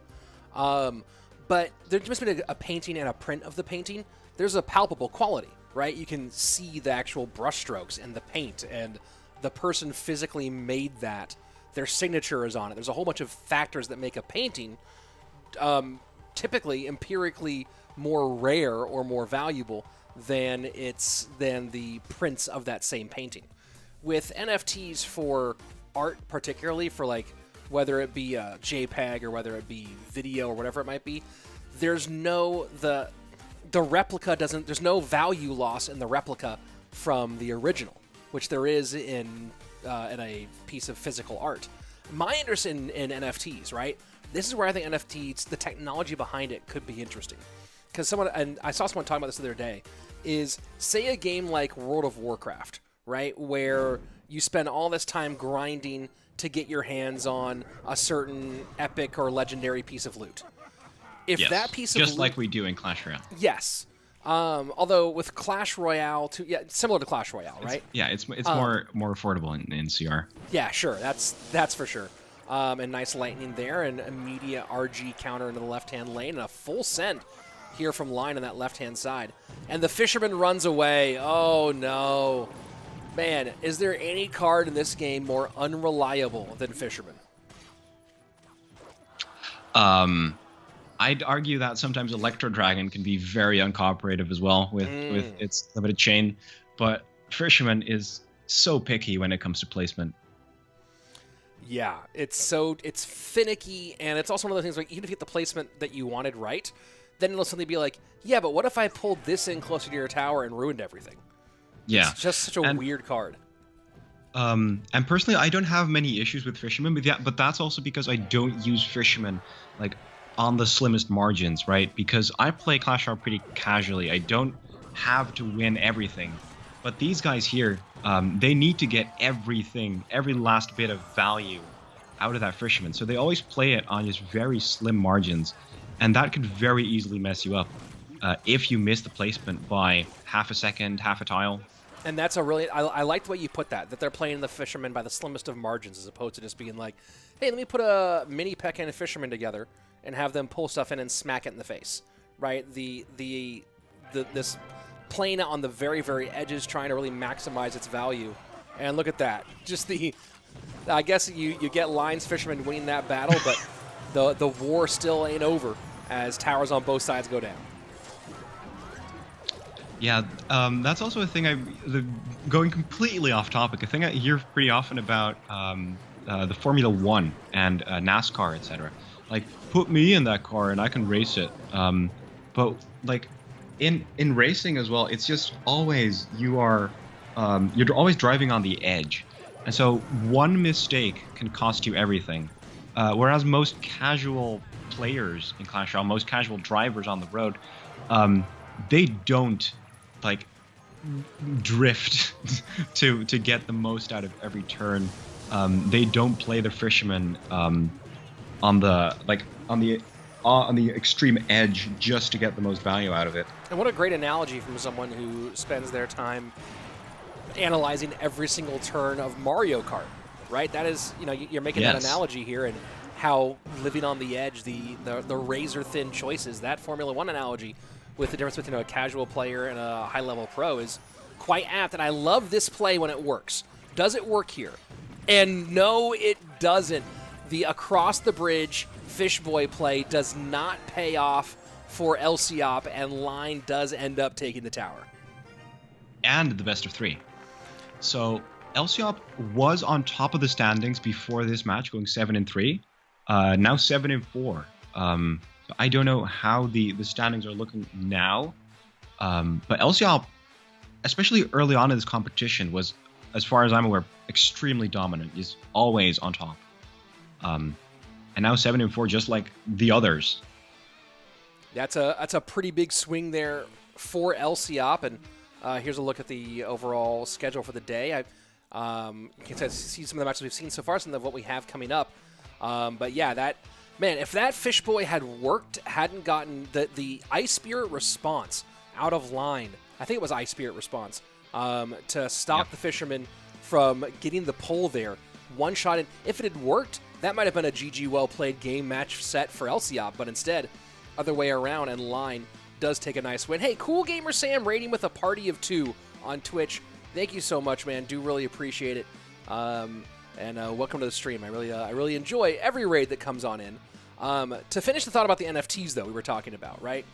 I think that there's a lot of value in... So you spend all this time, let's say in World of Warcraft, grinding to get a certain piece of armor for your shaman. And then that armor is now locked to your character. You have no ownership, no ability to transfer it. And its value is suddenly exceptionally limited in a game that does create its own economy, right? But if that piece of armor is an NFT, is minted instead, and the ownership can be tracked and resold, and a company like Blizzard, for example, in that case, could then always get a percentage of whatever its transfer value is, then... Well, here we have the standings. Oh, here we go. And yeah, you see that Lciop now has dropped into the third, still in the top 3 in the medals, still in the top 6, but no longer on number 1. But just to finish that thought out, you can create a value that not only could end up being more revenue be more flexible for the gamer and give them a sense of ownership and the ability to actually own and transfer goods within that game, but also then you could give repeat value to the developer on top of it. And that, to me, whether you're talking about that or whether you're talking about verifying, and if you're talking about like important documents that could be altered by somebody, verifying whether it be in a document, a video, whatever it is, verifying original copies to prevent using the blockchain to prevent malicious changes. Those are things that I think are really interested for blockchain and NFT applications. But just, hey, I own the original picture of Celebration of Angry Fist Boy. Like, okay, who cares? Yeah, absolutely. Personally, I don't play World of Warcraft, but I have played a bit of Team Fortress 2 back in the day. And they have sort of a thing as well. Because you can, they're like Team Fortress 2 was the first game to have its own economy with customizable hats. And so the hats have like unique metadata. And they also gave out 100 golden wrenches to certain people. And those have like a unique number as well. But it's not as as safe as the blockchain NFTs we have nowadays. But it is interesting that this kind of thought, this kind of technology has sort of been around for a while, but it's only really seeing its usage now. Oh, look at that Mega Knight to protect the Mother Witch out of Sandbox. This is an interesting situation because it felt like Sandbox was about to run right over. That Mega Knight, though, still gaining value. It's the classic Witch, which is oddly creating the most trouble right now for the South Korean. Absolutely, and Sandbox really only has the Mega Knight for splash damage, right? So with that Witch, Yuya just needs to protect it from the Mother Witch to keep it from spawning all these piggies. And if that doesn't happen, then the Witch, as we just saw, can create a lot of value. And a full push with the E-Barbs, and both wall breakers connect. And this is so interesting because these are two variations on a theme. And the biggest difference here being that Mother Witch versus Classic Witch. The Fisherman versus Inferno Dragon, you'd think that that would be a win for the Inferno Dragon, but so far not turning out that way. Absolutely, and Yuya playing his Witch here, saving his Mother Witch for other decks, is an interesting choice because I remember when Mother Witch was first introduced and she became really, really good, the entirety of CRL that month basically revolved around when are you playing your Mother Witch and when is the opponent playing his Fireball. And now with Mother Witch being slightly weaker, we don't see that mind game come into play as often anymore. But Yuya still deciding that it's not worth it to play his Mother Witch in this game number 1. Yeah, I mean, Mother Witch has still played a pretty significant play rate in CRL as well. Maybe a bit healthier, and does that second wall breaker connect? No, so it is still only zap at the direct tower damage here for Yuya, but stacking the classic Witches, and Mother Witch, because of the E-Barb, just not quite getting the value that you'd hope for Sandbox. Okay, I think I am ahead a tiny bit. 27, 26, 25 seconds remaining here as the band on the left-hand side. Then I just telepathically paused for a bit, and I got it correctly again. So perfect. Final 12 seconds here. 8:20 on the right-hand side, 1:48. Sandbox trying to get deep in enemy territory. Can't do enough here. So you're going to shut things down on the back of the classic Witch. And, you know, the people this has been crazy today. It's been wild today, whatever it has. It's been different. And I got to say, it's been a lot of fun to watch so far. Absolutely. We've seen a lot of crazy decks. The Hog ones especially have stood out to me. The amount of Mega Knight Wall Breakers has been really surprising, seeing a sort of mirror matchup here. Yeah. And it's all just really a lot of fun to watch these players innovate new decks. Yeah, I'm wondering about the Mega Knight Wall Breakers, you know, why that's been so popular for a long time, and even now still in some of mid-ladder, there's a lot of Mega Knight Skeleton Barrel. Skelly Barrel not so popular right now in competitive play. But I'm wondering what's driving the MK Wall Breakers push right now. I think it's just that Mega Knight, that P.E.K.K.A. usually struggles a lot against cycle decks, and with the meta shifting to a lot more cycle, we see a lot less P.E.K.K.A.s, a lot less beatdown, which opens up Mega Knight as a viable option since it really doesn't have that many counters. Mega Knight, I feel, has always been a better deck in competitive than on ladder, because on ladder, you only need you have to like a 51% win rate to succeed, and that means that if you play beatdown, you effectively create a lot more matchups where it's either you win immediately or you lose immediately. And so ladder, there's just a lot more Golem and Lava Hound on ladder, and Mega Knight struggles against that. And so to see it in competitive, and see it thrive in competitive, is, you know, it's an interesting thing to see that split. And big thanks to Frostdust for 7 months. Hello there, Frostdust. 7 months of subscribing at Tier 1 on Twitch. Thank you so much, dude. Really appreciate the long-term support. It's very, very cool. And it's normally dual mode format. And yes, it is dual mode format. That's correct. For those of you guys who are asking. And I did Sakina Fuzzby pointed out that I mimed it. Yeah, I was like, look at this. Yes. So here we go. It is dual format. Dual, and you know what? I have seen pretty much every competitive format you can imagine. In casting various, the CRL competitive format has had shifts and tweaks over the years. I've done various Revel tournaments, I've done all sorts of stuff. And as long as the decks are not pre-submitted, hopes, fingers crossed for World Finals at least, I do think that of all of them, that dual mode is, even with pre-submitted decks, it's still more fun to cast and watch because of the variety.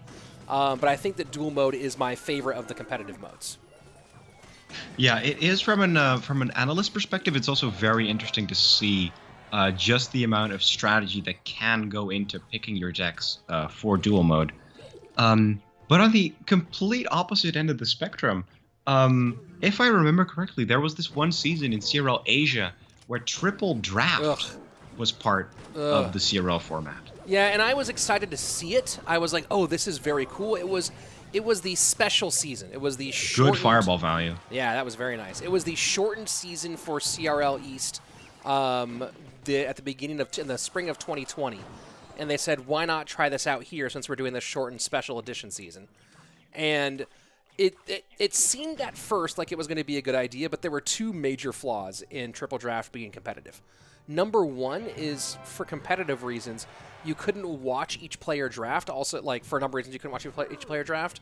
And not being able to watch and talk through the decision-making process from a casting perspective made it sort of like, okay, then what are we doing here? Right? And I point to this often. I believe it was KK who ended up with a deck in one of the first matches of triple draft that had Graveyard and Firecracker together. And you look at that. Oh, that's right. And you look at that and you go, okay, what the heck led to this? What were the options? And not being able to see how that draft broke down. How do you even comment on how do you put two cards? If you talk about synergy, that might be the worst anti-synergy in all of Clash Royale, those two cards together. So that was frustrating. And then also, if you watch it, triple draft, because of the way it's built, where you have certain options that are going to cycle through because they only have a limited number of 3-card combinations that they build to make it even, it actually ended up being less varied rather than more varied. The decks that you saw ended up being, like, there were certain cards that if they came up in draft, almost were must-draft cards, and ended up being not a very exciting game mode, unfortunately.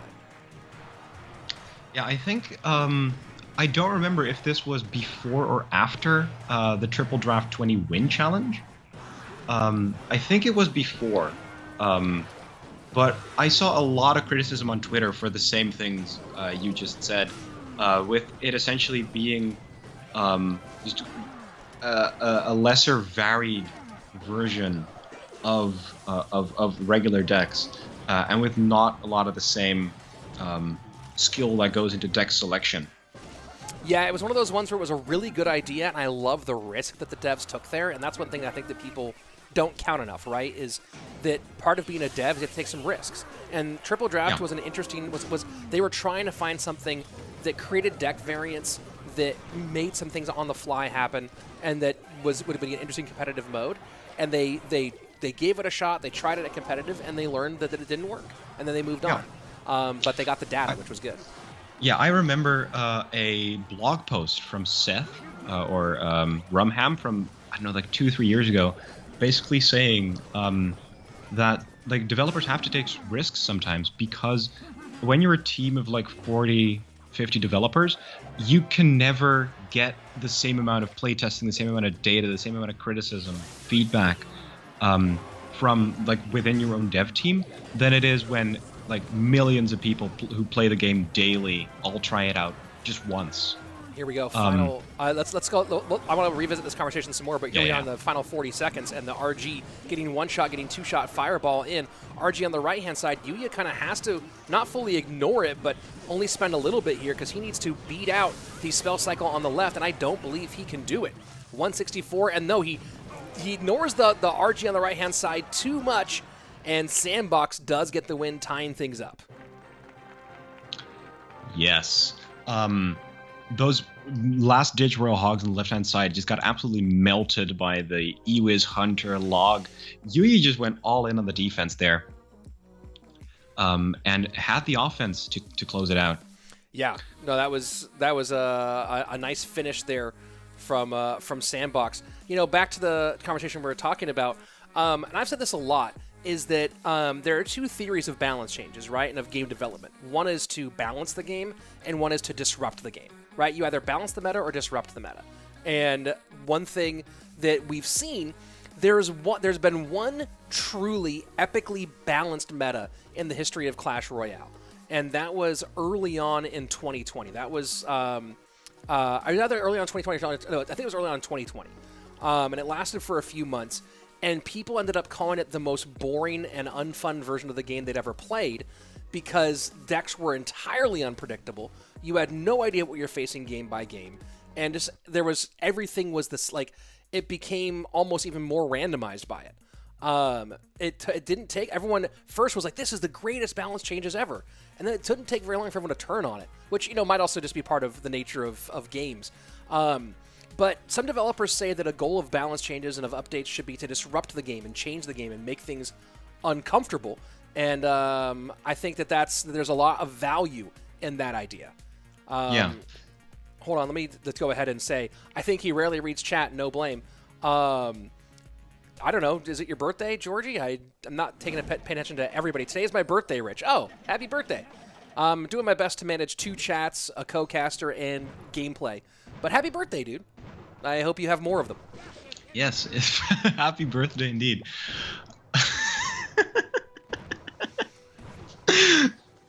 So here we are, all tied up, 1-1. And take a look at the deck pool being played so far. RG out on the side of Sandbox. Already played RG and MK Wallbreakers. And it's going to be GY here for Yuya. Looking like it's going to be GY versus most likely Royal Hogs or Lava. Most likely Lava here. Although the Zappies makes it weird. Skeleton Dragons is the one that always messes me up when I'm trying to decide if it is Royal Hogs. Card does lock on for a little bit. It is Royal Hogs indeed. Early on, when Skeleton Dragons were just released, we didn't see them in Lava. We just saw them in Royal Hogs. I vividly remember playing Skeleton Dragons in a couple of grand challenges, and they absolutely shredded things. But now they don't see as much usage anymore. Yeah, Skelly Drags were everywhere, and they took a much-needed nerf. Right, and again, you talk about that idea of disrupting the meta, and Skeleton Dragons came out. They were super strong. They were strong for a minute, and they got nerfed. And that's interesting, right? That makes the game change and develop. Yeah. People, I think that people will never be all the way happy with their game no matter what. Someone will always be upset. It's one thing you learn also as a caster / entertainer is that not everyone's always going to like what you do. And same thing for devs, right? Someone's always going to hate. You go ahead and you nerf an OP card, and someone goes, well, that was the card that made my deck. I set my personal best last season using skill drill cycle. Using drill, Magic Archer, NATO. And then they nerfed Goblin Drill like they needed to, and I will probably never hit that personal best again, or at least not until they rebalance trophies one more time. Or they introduce another stupidly broken deck right? that you can abuse on ladder. Exactly. No, the point you made on disrupting the meta, I think for a meta to be interesting is one where you have like one really good deck where you can have innovations against, right? Yes. So at the start when E-Golem was super good, we saw Bomb Tower suddenly pop up in the meta, even though it didn't get a buff. And then after Electro Golem, inventing new cards here, after E-Golem got nerfed, the meta continued to evolve around Bomb Tower, which was now one of the most popular cards in the game. People started running a lot more Lava Hound, and that in turn caused a lot more Mega Knight Graveyard to pop up. And so the meta just evolves around one deck that needs certain counters. You call it the butterfly effect of balance changes, right? Which is one of the fascinating things. And, one of the things that you talk about, the idea of, people want there's the debate between monthly balance changes and the quarterly balance changes. Personally, I think every 2 months would be a good middle ground. But some people say the monthly balance changes are great because they keep the game fresh, and content creators obviously love them because it means, hey, here's a new set of every month you get opportunity to make a week of or 2 weeks of videos of what the new awesome decks are. And then players, it keeps it fresh. But then also, if you're a player who's a free-to-play player who's investing a bunch in a deck, that every month the balance change is shifting. Every month is a chance for your deck to get murdered, right? So same thing here. The 3-month balance changes, that's a long time for a meta that's not well balanced to be maintained. I like the idea of sort of like every 2 months. Seems like a nice sweet spot here. Hey, you get 8 weeks to figure out this meta, and then we're gonna move on to something new at that point. But the idea of disrupting, where you can really I think that what we really see from these last quarterly balance changes is we see the reaction in the first 2 to 4 weeks to the meta. Around week 3, week 4-ish, we see this settle happen, and then right around week 5, week 6, we see like another revamping of the meta. I think that kind of ends by about the end of the second month, which is why I think that's a good mark for the new balance changes. But I do like that you bring up that idea of the ripple effect, and I think that that's a fun thing that keeps on happening. Yeah, you're absolutely right on that meta evolving cycle, because at the start we saw just a lot of drill in beatdown decks and we saw it in bait decks, but then around week 3 and 4, the Tesla cycle decks started popping up, and especially the ones with Dark Prince and the Magic Archer NATO variants, and then because that deck was so dominant, people actually started running. Or I think it was Mugi who pioneered that idea of putting Princess in there and Bandit and Ghost. And that created a whole new, different version of Drill that had a much better matchup against the usual Drill decks. And that caused just another big ripple in change of decks. So very interesting points you make there. As Griko plays an Electro Dragon. Yeah, looking kind of E-Golem-y, and then we see the E-Barbs. Electro Dragon, Lumberjack, Heal Spirit, E-Barbs. And that's going to be some nice little value here for the Magic Archer, who will not get off the board. Rad just stacking magic arrows, and we might have to wave this one off early. Yeah, absolutely. Rad getting a huge connection early on. And this might actually be Golem from Griko. Yeah, I think you're right with the Double Dragon. Double and E-Barbs, Lumberjack. I think this is like a sort of old school Golem variation. Well, we've seen more Golem than I would have thought lately with the nerf to Night Witch, but people are certainly still trying to make the pile of rocks work. Yeah, coming off of the thing that I said a while back about beatdown being way more prevalent on ladder, Golem is one of those decks that has a couple of really good matchups and then a couple of just basically unwinnable ones. And in competitive, that is a much bigger risk than on ladder. And going Golem in competitive, you basically need to be very confident in your ability to either win bad matchups or have a really great analysis. And we're going to see pretty soon here if Rad has that analysis locked in. I don't think he's going to break through, though. Nope, that NATO not going to do its job. And he might get this tower if the Lumberjack can get through, but I don't think that it will. Let's Electro Dragon on. Lumberjack does go down, and not quite. So Rad does take the game. That's one of those ones that feels like if there were 30 more seconds, maybe Griko could have broken through. Yep, and that happens a lot with Golem. That you're thinking, well, if I had one more push, or if this push could have continued for just a little bit, then I probably could have broken through. But on the other side, I've found myself to defend against Golem in the last 20 seconds to just stall the game. Don't necessarily kill their push, just stall the game, not allow the Golem user to take the tower. So play defense just to stall. And I think that could also create an illusion sometimes that if I had 30 more seconds, then I would have broken through. But if I had 30 more seconds, I would have defended differently. That's actually a very good point there. Yakub asking how many players will go through the regional finals. If you've been watching the stream on the right-hand side often, right on the right-hand side, there we go, mirror. On the right-hand side, often you'll see the standings come up, and it's color-coded. So you'll have the top 3 in gold, silver, and bronze, who are the top 3 winners, and I believe they get some of the prize pool there. The top 6 overall goes down to green. Those 6 move on to the regional finals. Then you have the next 6 who remain in the first division, and then the light red and the dark red. The dark red automatically demoted to Division 2 for next season. The light red has to play against the top 2 players from Division 2 to try to maintain their position in the first division. So that's how that breaks down. We'll go through it again when we see it here.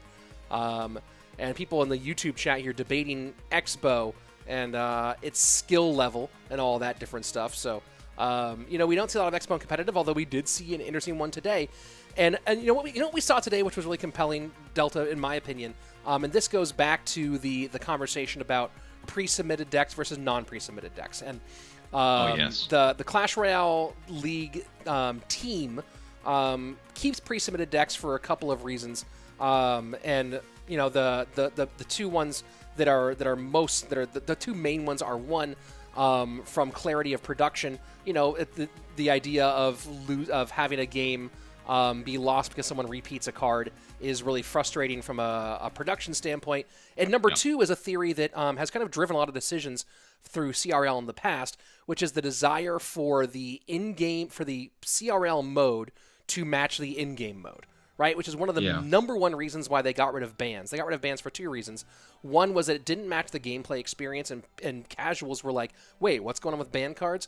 Partially also because it would delay, it slowed down production, but primarily because it didn't match the in-game experience. Now, I have my feelings on that, whether that's a valid point or not. But one thing that we do see the benefit from having non-pre-submitted decks is we're talking about Expo here in the chat on YouTube. I don't think that Expo deck that we saw played earlier with the Inferno Tower, I don't think that plays if we're in pre-submitted decks. I think that only played because of reading the room and getting the response there. Absolutely. Yeah. Actually, I have my own feelings on pre-submitted decks because Bob the Rock played in the CRL Monthlies twice. And for the first one, I was actually the analyst for him in monthlies, and Julesy picks the decks. And I had this great analysis on Schwartzen, and we thought that he probably would go for spawners in at least one game. But we could not build the decks based around countering spawners all 4 games. So we played game 1 and 2, and then for game number 3 we were like, dude, he's either going to play spawners or this and this, and both of the decks that we had left did not have a heavy spell. And so we were already in the loser's bracket, so this was like a win or lose situation, and then Schwartzen ended up playing the spawner deck that we anticipated, and we ran Recruit's Loon.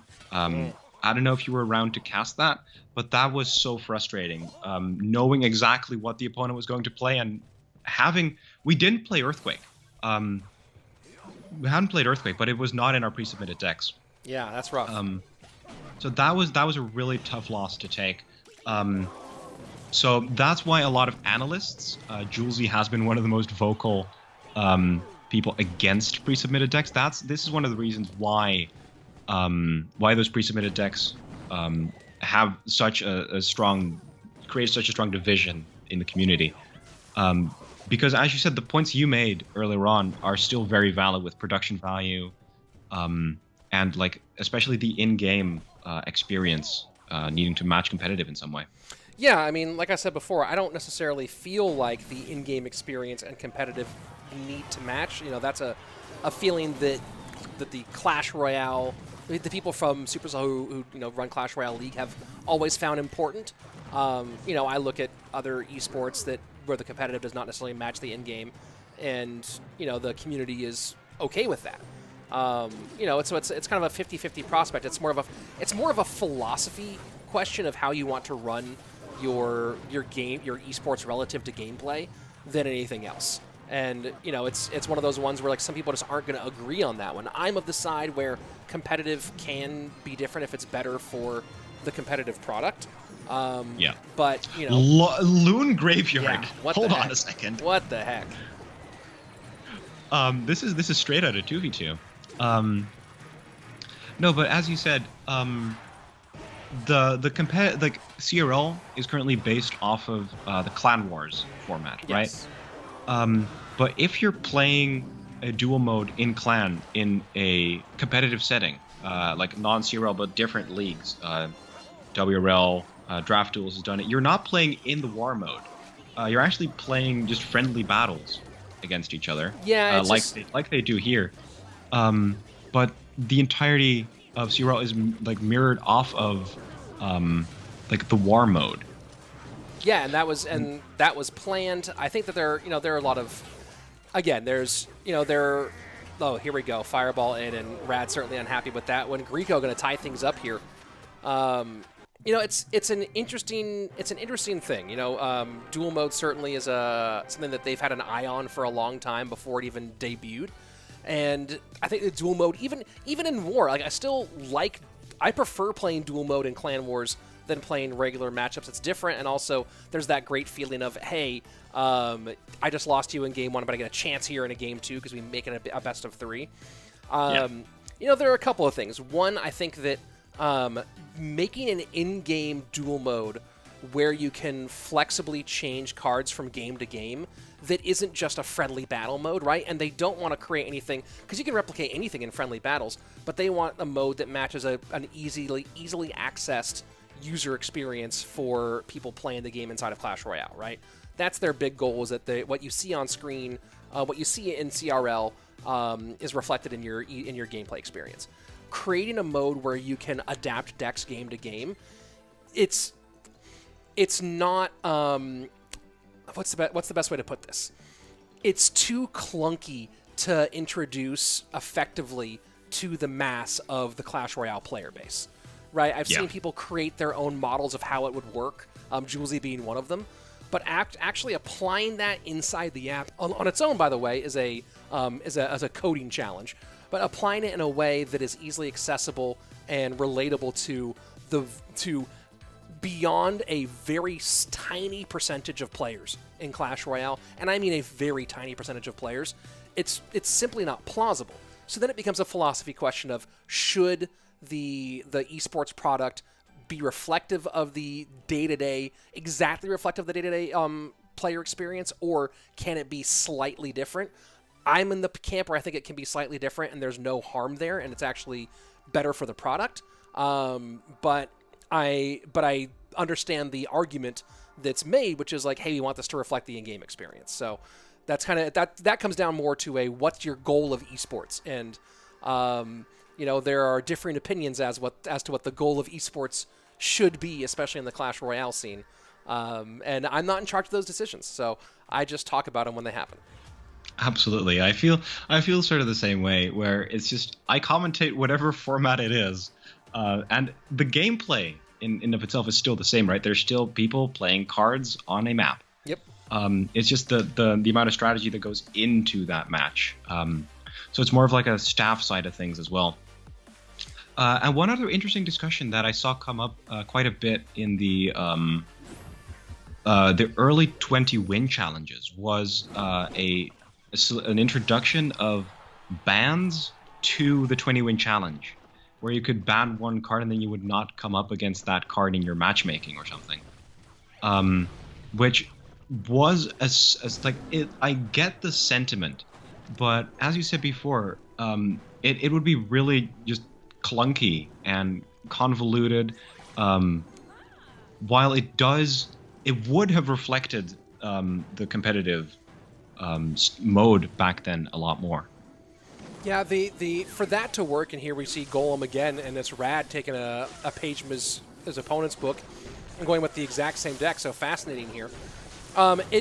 That's one of those ones where the way you would make that work is that if the UI was developed where all 5 of your decks cannot share one card, right? So like anytime you go in, or 4 decks, or however you want to put it, where you cannot have a deck that appears in all of your decks, or a card that appears in all your decks, so that if the card that you wanted to play is banned, then you have to go through your decks and make a quick selection of, okay, they banned this card, what other decks do I have prepared already? Right, so that would make it. It's still like, I've actually come around in the long term now that we're over 100 cards in the game, where I no longer think that bans are sufficient for reducing deck variability. Right, I think especially a single ban. And in the off season, I experimented with multi-ban formats. I experimented with doing double bans, but one had to be a troop, one had to be a spell or building. I went with a ban draft format, kind of taken off of League, where each player got 3 bans. At max, 1 could be a building. At max, 1 could be a spell. And that they went back and forth drafting their bans. So I went through a variety of them, and they were all interesting. They were all different. But I do think that duels is the more interesting and more flexible version of that, which I find it's also fun. Yeah, duels was also just a lot more intuitive. It's just you can't play a card twice. That's the rules. If you ban one troop, one card, it becomes a lot more difficult for newer players who maybe or players who watch Clash Royale for the first time. There were, I think, a lot of people who watched CRL for the first time when it was the CRL World Finals. And so if you go for the system of you can ban one troop, you can ban one spell, you need to have a decent bit of pre-existing knowledge about the game, and you can't just look at a game and think, okay, so this is what's going on here. And with duels, that is possible. So like, I see a healer card here. Yeah. She's got a nice orange background. And what a rocket! What a rocket! Woo, boy, cannon cart trying to connect on the right-hand side, and it just barely doesn't. So, man, what a nice sequence there for Griko. I keep wanting to call him Miku over and over again, but great sequence there for the newly rebranded Griko. Wait, that was... Oh, so there's also in competitive, not as highly competitive as Queso Cup, but just slightly below that. We're talking like International Class Association, levels, where also a lot of pro players play, but not all of them.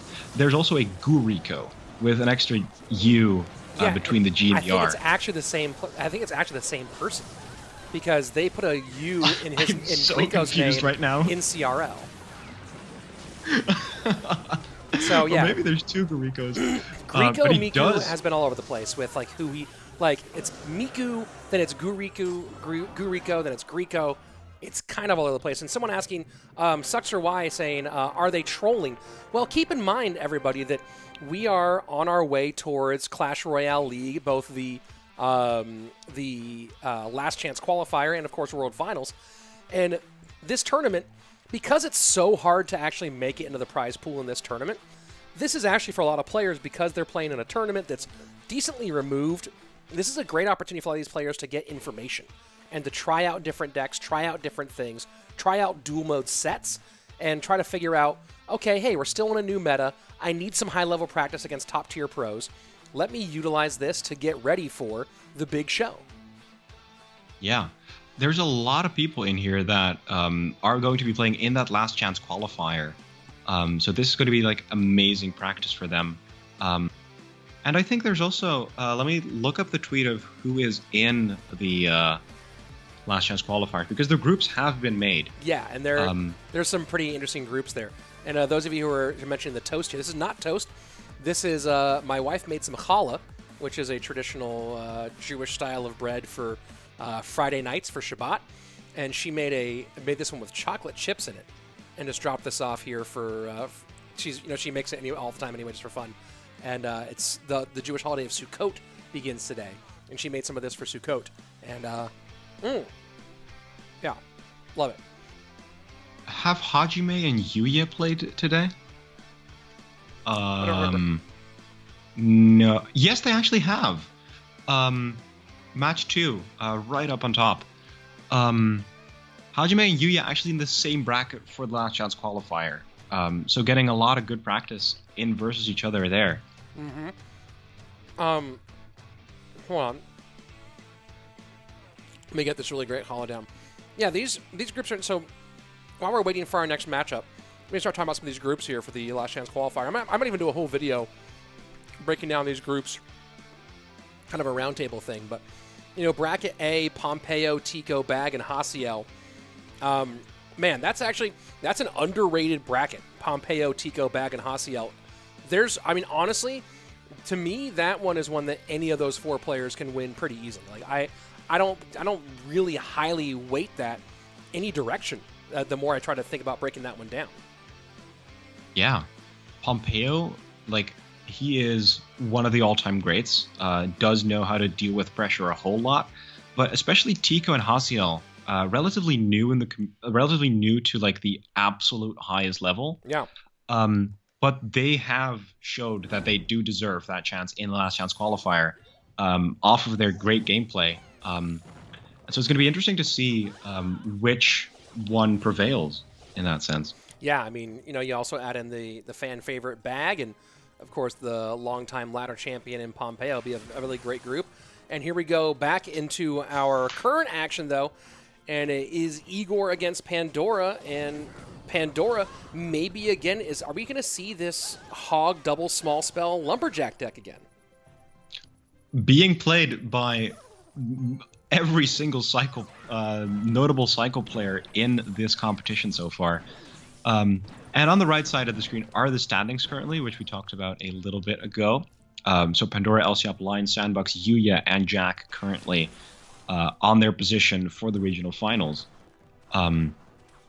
And Pandora, now on top of the standings, could become the sole leader of the standings if he manages to win this best of 3 against Igor, who's currently 3-6. And guys, I'm checking if I see some questions about where's Oyassu. He has multiple matches scheduled today. I am asking the chat, asking the league ops where he is. You know, that's sometimes players. Hold on, let me just go ahead. Sometimes players have other conflicts that make it so that they cannot show up at a certain time, and he has just arrived. So we will be getting Oyassu's matches here in a little bit. Oyassu was working, so we will get Oyassu's matches in here a little bit. I wonder what Oyassu does for a job. That's interesting. Yeah. I'm actually going to ask. He has a job. And also, since he is Japanese, it is quite a late time to come home as well. Because it is like, I don't know, 8 or 9 p.m., I think, in Japan right now. Man, I wonder what he does for work. I'm going to see if the league ops can find out that information, because that is actually fascinating. You know, so many of the players are so young. They're either in high school or in university or student age. So not a lot of players, especially at a very high level, who were like, let me go finish my job and then come back and grind some 2.6 ladder. Yeah. I do find it responsible from him, though. Personally, I play Clash Royale as well, but not on a high level. And I also have, well, actually I have 2 jobs. One just was a summer job. And then I work at a restaurant as well. So that's one of the reasons why I haven't been streaming as much. But I do find it responsible that, you know, you are growing up and you need to have like a certain amount of money to sustain studying and like living costs and whatnot. And purely basing that off of Clash Royale could work. Mohammed Light is doing it. But he's still in high school too. Yeah. And just, yeah, it is. I find it's a good move, although, you know, it is conflicting with Queso Cup, which is, from a production standpoint, like, yeah. But, you know, we've worked with it. I wonder what it is about this Hog Cycle deck. I mean, we've seen this now, I think, 3 or 4 times today. Yeah, we've seen this exact version now 3 times, and we've seen one version with Zappies and Dart Goblin. Which is just baffling to me that Dart Goblin saw play today outside of Baytex. Yeah, that is really, really interesting. And, you know, I don't think it won that matchup, if I remember correctly. I don't think it did, no. Graveyard in, Snowball to clean up the bats. Ice Golem trying to help out, and another Snowball on defense. And, a couple little skeleton shots get on in. And Igor going to go ahead and take game number 1 here against Pandora. It's been a rough outing for Igor. But this is a nice win here against this very strange Hog Cycle deck. And I think this is also the first time that we saw this Hog deck lose today. If we don't count the Dark Goblin Zappies version, this pure version, which is, considering the status of the deck right now, with it being so off meta and just risky in general, the fact that it won twice already is it's surprising. Yeah. But I'm not against it. I'm absolutely not against it. You know, I was trying to get a hotkey button for my music, so I could get it on the stream easily. And for some reason, my hotkey button is just. Wait, hold on. Yeah, I think I'm on the right place. Well, I was trying to get my music hotkey so I could turn it on and off easily, and it just wasn't working. Oh well. I'll work on that one off stream later. All right. So we are back now. Is it okay if I want to get some water real quick? Yeah, go for it, dude. Right. This is pretty chill, you know what I mean? And now that he's gone, Delta MK, man, what a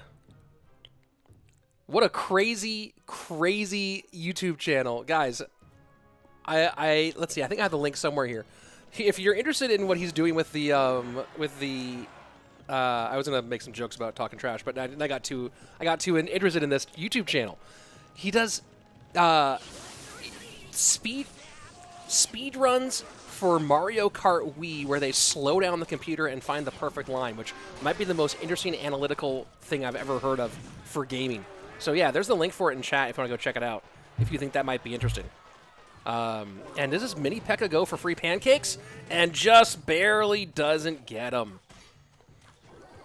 All right, I am back. I was gonna joke about talking trash about you, but then I remember. Then I was like looking at my tabs, and I saw your YouTube page, and I just plugged your YouTube page instead because that's so fascinating. Thank you. Yeah. I actually, while I was walking downstairs to get some water, I remembered just how important water is when you're streaming, because. So actually, my very first really high-profile streams were the No Tilt Worlds ones. Sure. And they were like 3 hours long. It was like they were a grind, but they were super fun to do. But one of the things was that I prepped extensively for those streams. Like I had actually 2 liters of water. And just before my stream started, I ran to the grocery store and got a packet of Fisherman's Friends, because I remembered that you on one of your streams was talking about if you have to go do some public speaking, get one of those. And just have it in your mouth before the thing. You're going to thank me later. And I remembered that, and I actually did end up buying the Fisherman's Friend. They ended up helping as well. Yeah, well, what I like about Fisherman's Friend was something I learned from when I first started doing in broadcasting, working in mixed martial arts. One of my bosses there dropped a packet off for me on my first day and was like, "You'll thank me later." And what's nice about Fisherman's Friend, and this Golem deck is wacko. But wow, working out nicely here, and wow, yeah. Geez, double Inferno. That'll be a 3 crown down, and we are Arrows all tied as up well. here. What I was saying about the Fisherman's Friend was what's nice about it is that they're chewable, so that if you can get it into your throat, you can start working on your throat as best that you can. You can, there are little tabs, you can put them under your lip or in the back of your tongue or whatever it is, and still be able to talk. But if you have to like really go to broadcast quickly, you just chew it up, swallow it, and boom, you're done.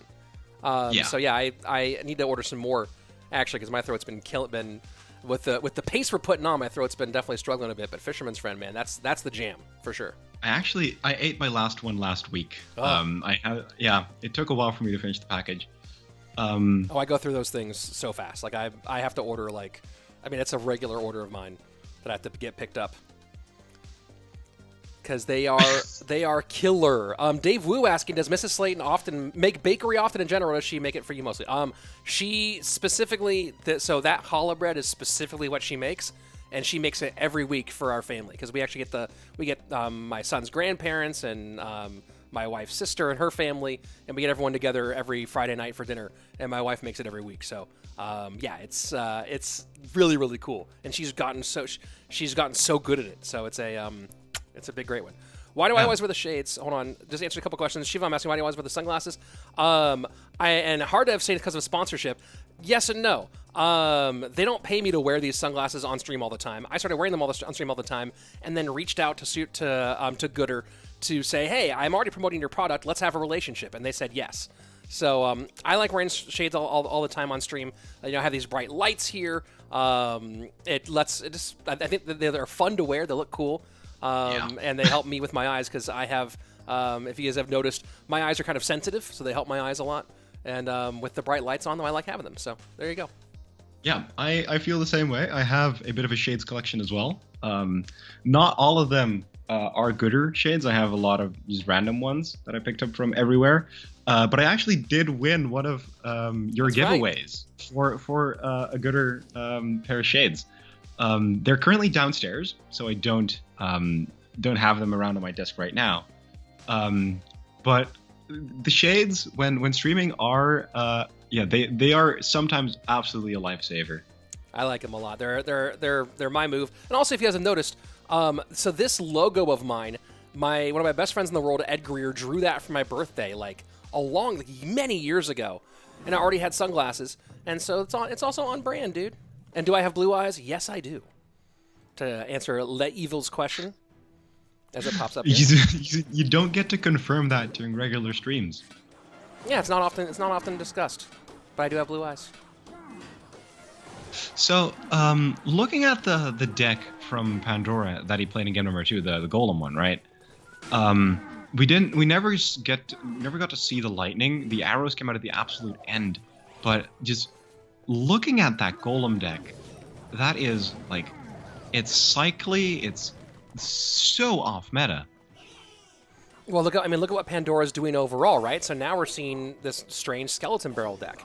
I like that Pandora is using this opportunity to really test stuff out. This is interesting. This is compelling. It's certainly different and fun to cast from that perspective. Barrel. But yeah, this is kind of like this is a really smart call, I think, from a lot of these players today.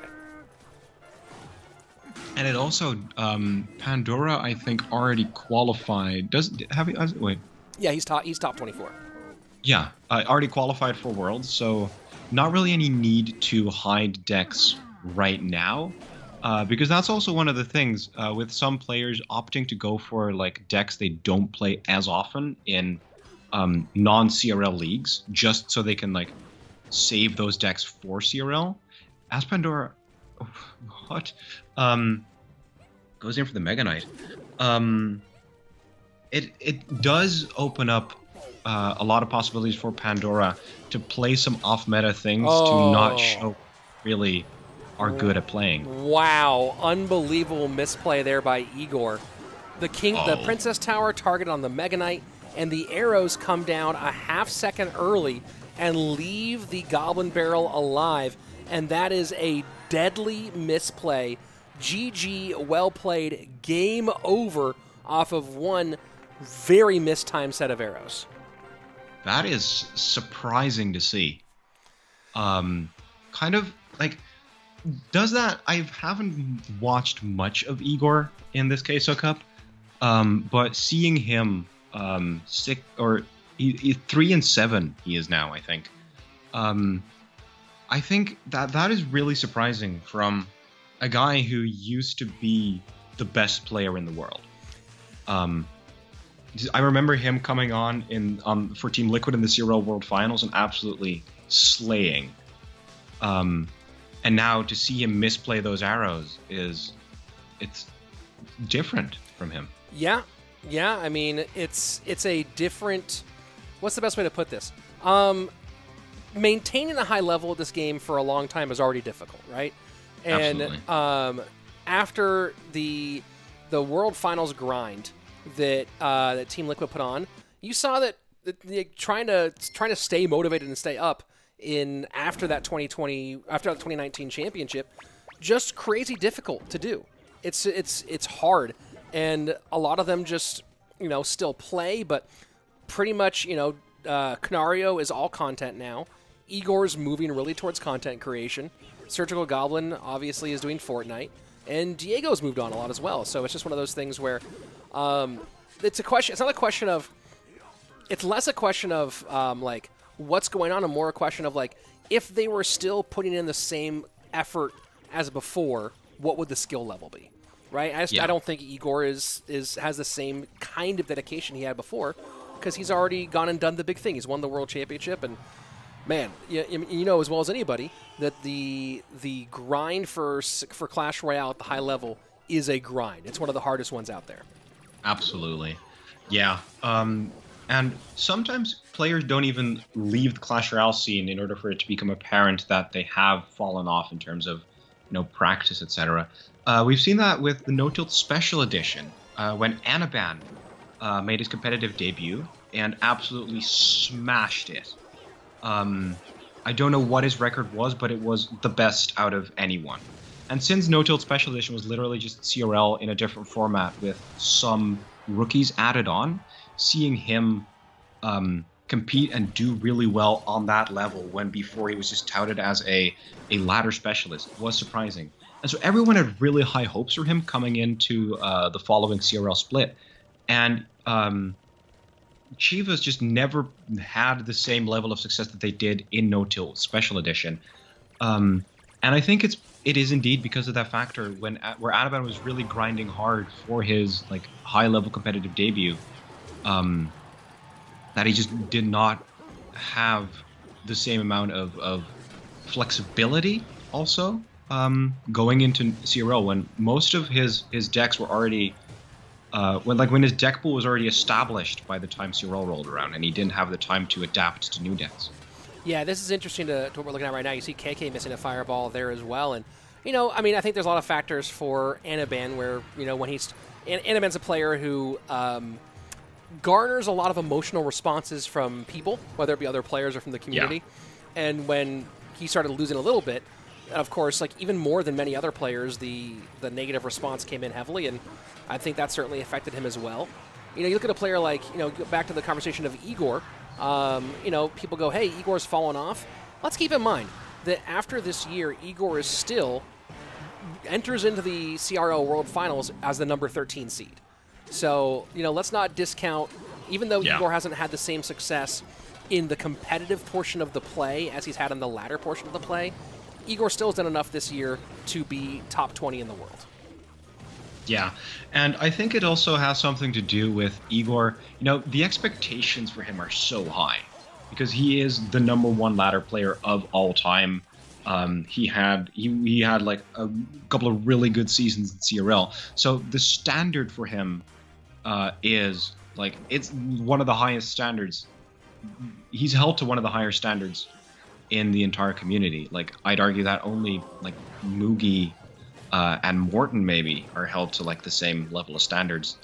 Yeah, that's a good way to put it, because you talk about Morton and a lot of people think of Morton as a failure for not having won a CRO World Championship and ignore the insane level of play and performance everywhere else. And where it's like, you have a couple CRO World Championships that literally hinge on one best of 3 with rough matchups, right? So it's one of those literally hinge on 1 HP. Yeah, exactly. 1 HP.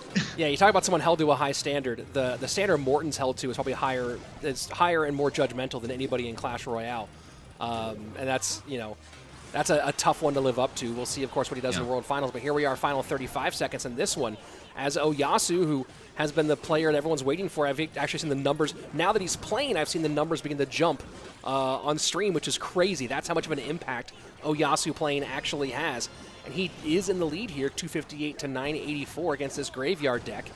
And Fireball in trying to get some more space for those Skellies on board. And this is very, very close. 10 seconds left. Oyassu does have the Miner, the Fireball, and the Log. He should get the tower down, and he does. GG, well played, Oyassu, taking game number 1. Yeah, Oyassu, one of the players with the biggest fan base in Japan. Known, as we talked about earlier, for his 2.6 skills, but has transferred that to high-level play as well. Still a heavy cycle player, as we saw with this Minor Wallbreakers deck first game. Requires just a lot of micromanagement, and he pulled it off beautifully. KK had the snowball in combination with the graveyard to take out super goblins and bats. But Oyassuu managed it beautifully. And you can see I'm actually the Oyassuu fans everywhere and came to watch Oyassuu. Specifically says Yahiko Sudo. Hartman being, oh no, he can't play 2.6, right? Which, guys, we're not going to see Oyassuu play 2.6. It's very unlikely. I mean, look, he's pretty low overall in the standings right now. Hey, kiddo, how you doing? He's pretty low in the standings overall right now. Let me go ahead and switch myself off the screen because Slayton Jr. jumping in here. You snuck away when your mama wasn't looking, huh? So I'm going to take myself off the screen here for a moment because I don't put my boy on camera. But we might see Oyassu run 2.6 just because I believe he's getting close to being out of the competition overall.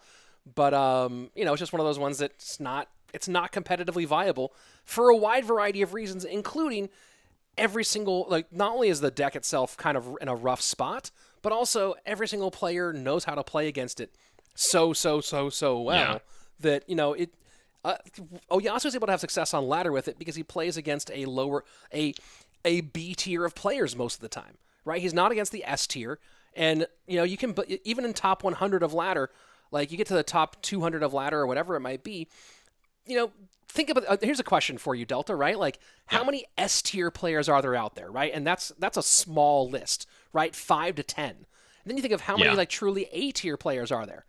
That doesn't get much more than maybe 30, right? So then the drop off difference that you get from that point forward, it definitely, yes, you can hear her. You can hear Mama. It does, the drop down in skill level changes so drastically. Yeah, you sneaker. It changes so drastically that 2.6 is going to be much more effective at a player who's 150 in the world than a player who is top 12 in the world. Yeah, you're absolutely right there. And even on top ladder, sometimes top finishes aren't necessarily held by the S tier players, but by the really good one tricks who happen to have a great end of season. We saw that with Jonah one season, who finished number 1 in the world with Egolem, where that had a lot of negative response from the community. Like, Egolem finishing number 1 in the world, what is going on? This game is bad. If someone is able to finish number 1 in the world with Egolem. But Jonah is really good with that deck, and he had, ladder is a little bit of luck. You have to have a couple of good matchups to get to those top positions. And the better of a player you are, the more likely it is that you're winning the matchups that you're given, right? But with Egolem being number 1 in the world, that had a lot to do with the matchups that Jonah got that season. He wasn't an S tier player, but he had the S tier strategy and matchups. And for Oyassu to succeed with 2.6 on that high stage, sometimes you get those S tier players with one deck, but then 2.6 matches up pretty nicely against them. Then Oyassu is still the better player. So you put all those factors together, and oh man, look at that sizzle connection there. And this is kind of funny. I just put up a video the other day of Oyassu versus Elsiop, where Oyassu was getting slaughtered in game number 2 of that matchup, and then got a nice Inferno Dragon connection that won him the game. So we see a little bit of a payback there, a little bit of a table turn there, and doesn't get the King Tower activation. Oh, there you go. Second time around does. Yes. And this is going to be another tight game between these two. Yeah, KK going with the Lumber Loon freeze. Oyassu only having a Hunter as air defense is going to be a tough task. But all right. I think you're behind. I think I'm ahead by a tiny bit, but the Inferno Tower took the tower eventually. Yeah, I'm at 13, 12, 11. Okay, then 10. Okay. Wow. So I paused again because I noticed that I was in front, and then I unpaused as soon. Okay, this is perfect. We're in the clear now. There we go. That's one of the difficulties when you're in the USA and I'm in Europe. Yeah. It's a bit of a syncing issue sometimes. Do this one all the time. We're managing. Yep. We're managing. We are. We're getting it done. So taking a look, I saw someone in the chat say KK isn't the best, but he's still, even though he's not the best, he's still my favorite. So again, like talk about the standards these guys are held to. KK is number 12 in the world standings for CRL, right? Like KK made multiple monthly finals. He's over the course of, and this isn't data from like one ladder season. This is 8 months of results of ladder and competitive play. And KK is currently number 12 in the world. And the response is, well, KK's not the best, but I love him. I mean, one thing I'll say, there's a lot of, there are critiques to be made on what CRL is like in the current, in its current form. But one thing that I don't think is deniable at all is that the data pool that you get with this 8 months of gameplay, I think that the players who are in that top 24 are almost all the top 24 players in the world. There might be like a couple variations here and there, but overall, this ranking that we've gotten out of the CRL standings is pretty accurate for who the best players on the planet are. Yeah. I would argue that there is a mismatch between competitive and ladder, because Viper is number 4 in the world right now in the CRL standings. I wouldn't argue that he's an S tier competitive player. He's never participated in CRL. He isn't. I don't think he did amazingly in Queso Cup as well. But he is just an incredibly consistent ladder player. You know, I think I would argue against that a little bit in the case of Viper. I think that this is a year. Let me go ahead and bring up some of his Royale API stuff here for just a moment. But I think this is a conversation that we were having as casters off stream earlier this year.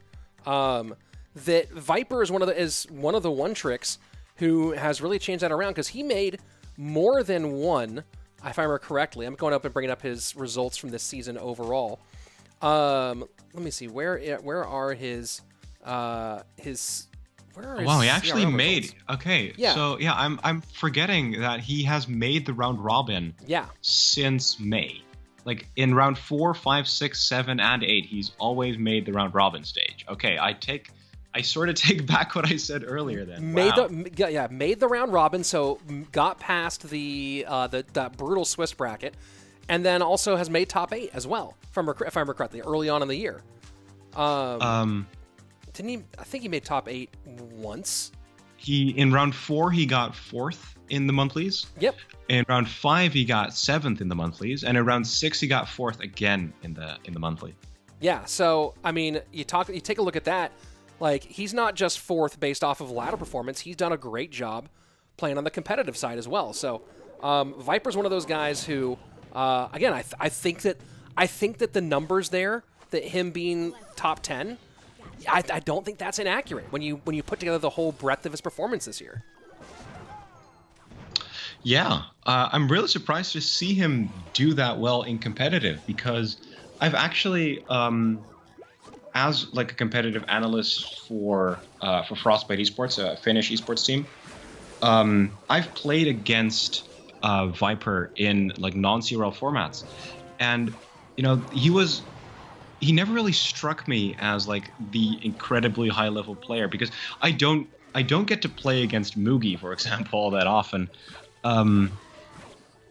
because like Mugi's one of those S tier players, and you know, I haven't seen people play at like a little bit of a lower level, so it's my reality has just been shattered, shifted, whatever. Yeah, I mean, I pretty much, you know, live and breathe competitive Clash these days, especially with CRL, and it's, you know, it's really fun to be able to watch these players in and out, and cannon out of Oyassuu. So you're not going to see 2.6 out of Oyassuu this game, but we are going to see bait with cannon. What a fascinating choice here. Yeah, absolutely. Maybe being really confident in his cannon plays because of 2.6. And with cannon and a bit of a cycle deck from Oyassu, this is sort of looking like 2.6 but bait. I think, right? It might measure out to 2.6. I'm not, you know, saying, Harmon saying he just modified 2.6 Hog Cycle. Well, yeah, instead of Fireball and well, let's see, this might even be faster than 2.6 actually, because you take out you take 4 down to 3 for the Princess, for the Muskie for the Princess. You take 4 down to 3 for the Fireball. I guess the log. I don't know if he's not playing log here because he already played log. Yeah, this might be pretty close. He isn't playing Fireball either, which also means that he is going to struggle a bit against all of the spawners here from KK. Well, actually, the spawners and the Flying Machine and the Mother Witch. Yeah. KK playing Fireball bait and Oyassu having no heavy spell is a tough task. Good but damage on he's the right-hand side, though. Sort of managing. Yeah. Yeah, that Goblin Barrel getting in. And look, I mean, here's the interesting thing about this deck, right, is Princess, Dart Goblin, and Goblin Barrel. You talk about log bait, there's a lot of log bait there, and you see the poison has to come out as the response to the Princess on that left-hand side. Yeah, KK splitting his damage a lot, is ahead in both lanes, but Oyassu, I figured he'd be behind by a lot more with KK having basically log to counter the log bait, poison for the ranged units, and then, you know, the rest is literally Fireball bait. Yeah, this is the interesting thing here. You see the lane switch, and it's mirror for Oyassu. Okay, so Oyasu's playing for content. Oh yeah, and the mirrored Goblin Barrel going right into a Fire Spirit is just really rough. But what do we expect from Oyassu in this matchup, right? KK has 4 spawners on the board. If we're talking about hard counters, then this is probably the prime example of a hard counter. And he gets around 1 log, and that's going to be some good damage on the left-hand side. Oyassu trying to pull out all the tricks, but I don't think there is any magic that can win this matchup. Absolutely not. Although with cycle decks, you have a lot of potential to outplay your opponents. But as we've been talking about, KK is a very good player. 12th in the standings for CRL. So he has no right to lose this matchup. And he's not doing so. Great log from KK. Wow. Ugh. Yeah, taking out 7 elixir barrel. Double barreling like that was a bit too much here, and that's going to be a GG. Well played. Oyassu trying to show off for the fans, trying to get some big moments, but trying to do it against the number 12th player in the world right now in KK, and not going to get it done. KK will get the win here, as he should have. You know, you want to celebrate it, but as being said right now, what the deck? Yep, what the deck indeed. There'll be more Oyassu, I believe, today, folks, but that one certainly did not go the way he had planned, I believe. Yeah. Someone in chat saying that he's played Mirror Bait before in CRL. To be completely honest, I have not been able to watch any CRL broadcasts. I haven't seen... I've cast every top 32, I believe, and, of course, all of the monthly finals. I haven't seen Oyassu in CRL. So maybe you're talking about the Swiss bracket, not entirely sure. But yeah, I haven't really seen Oyassu play in CRL. As a note, though, you talk about a fun matchup, and I'm really hoping that we actually... Are they doing it off-stream? Oyassu versus Jack is scheduled to be off-stream. I'm going to see if that's actually what the story is, because I really want to see that matchup. That would be... Yeah, that is a shame. Yeah, Oyassu versus Jack. Let me go ahead and ask how many more matches there are. But yeah, very nicely played there for KK. Check in with League Ops to see how much more we have going on here today. And someone's saying, we're doing predictions yet? Oh, KK versus Oyassu. Last match. And which match is it going to be? Here's our last match of the day, and it's KK versus Hajime. Here we go. All right. I just looked up the esports statistics for Oyassu, and he's only played in 1 Swiss bracket, where he placed 77th. Yep, that sounds about right. That is in round 4. Has gotten pretty consistent ladder finishes, of course. That's what he's known for. But no luck in CRL. Yeah, it's not, you know, you talk about someone who has a very specific trick, and Oyassu certainly has it. And KK going Goblin Giant double Prince up against what's most likely Bowler Loon Freeze. This Goblin Giant Double Prince deck has actually seen a bit of a resurgence, or actually had seen a bit of a resurgence a while back. There was this one Mexican player who had a huge amount of success with it in competitive, and then a lot of people suddenly started using this. But it fell out of favor after like a week or two. So interesting to see KK running this again. Trying different stuff. Hajime going Loon right down the middle, knowing he's not up against NATO here, so no buildings either. Happy to go ahead and just swing for the fences. Gets it done. It's a nice connection for Hajime as we pass the midway point of regulation time. He is in the lead, 17-23 to 12-79. Absolutely. And it is interesting to see KK playing Goblin Giant Double Prince, because when we're talking about the current meta, Giant Double Prince is actually a great dark horse right now. Has a good matchup against a lot of the decks in this meta, despite it not seeing that much playing competitive. I don't think we've seen it today. But it is, according to the Royal API statistics, it is a very popular choice right now, especially on ladder. Interesting. Yeah, I mean, it is a kind of a classic-ish deck. You know, it's a 2018 classic, if you will. So it's one of those ones that gets. I think you're gonna always run into Giant Double Prince, right? Even if the meta became terrible for Giant Double Prince and it was the worst deck you could run, you'd still always see it. You're always gonna see 2.6. You're always gonna see classic Logbait. You're always gonna see certain decks that people just like. This is the deck that I play, and I'm gonna play it until I stop playing Clash Royale. But it is interesting to see some of those decks get their resurgence, not just in terms of being played more, but then also actually having some viability. Absolutely. I thought Miner 3.0 was going to be one of those decks, but then it turned out it was like actually really bad. Because I used to be the biggest Miner 3.0 one trick, and I was so happy when B-Rad got his YouTube channel. Because B-Rad has always been a very interesting choice for a content creator. If we're talking about people moving into content creation from CRL, this was a conversation from a while back. Because B-Rad has always had a presence on the big stage in CRL, but he has moved into content creation, and he's still doing decently well on ladder, I think. Yeah, I mean, I think that, at some point, someone has to decide, do they want to do the CRL grind or not, and is it worth it? And when you have 250,000 subs on YouTube, honestly, that's worth a whole lot more than playing CRL in terms of your time spent. So absolutely, and a lot less stress in a lot of ways too.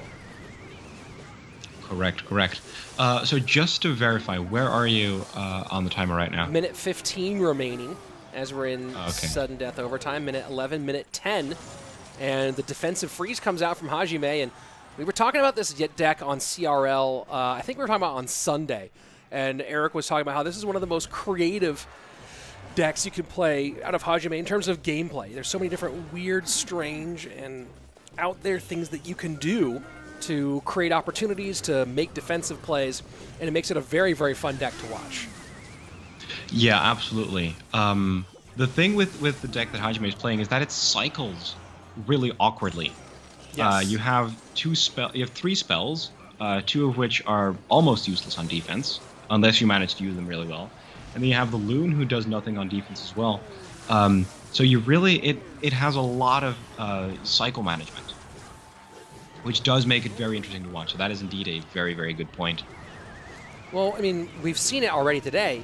I think one of the things that makes, and I've said this on CRL broadcasts many times, as we go into the final seconds here, I don't think this breaks through, but I could be wrong. The fireball not going to be enough to get this win back, so game number one going to go to Hajime here. I think one of the things that makes this deck either very playable or very brutal is your decision-making and using freezes.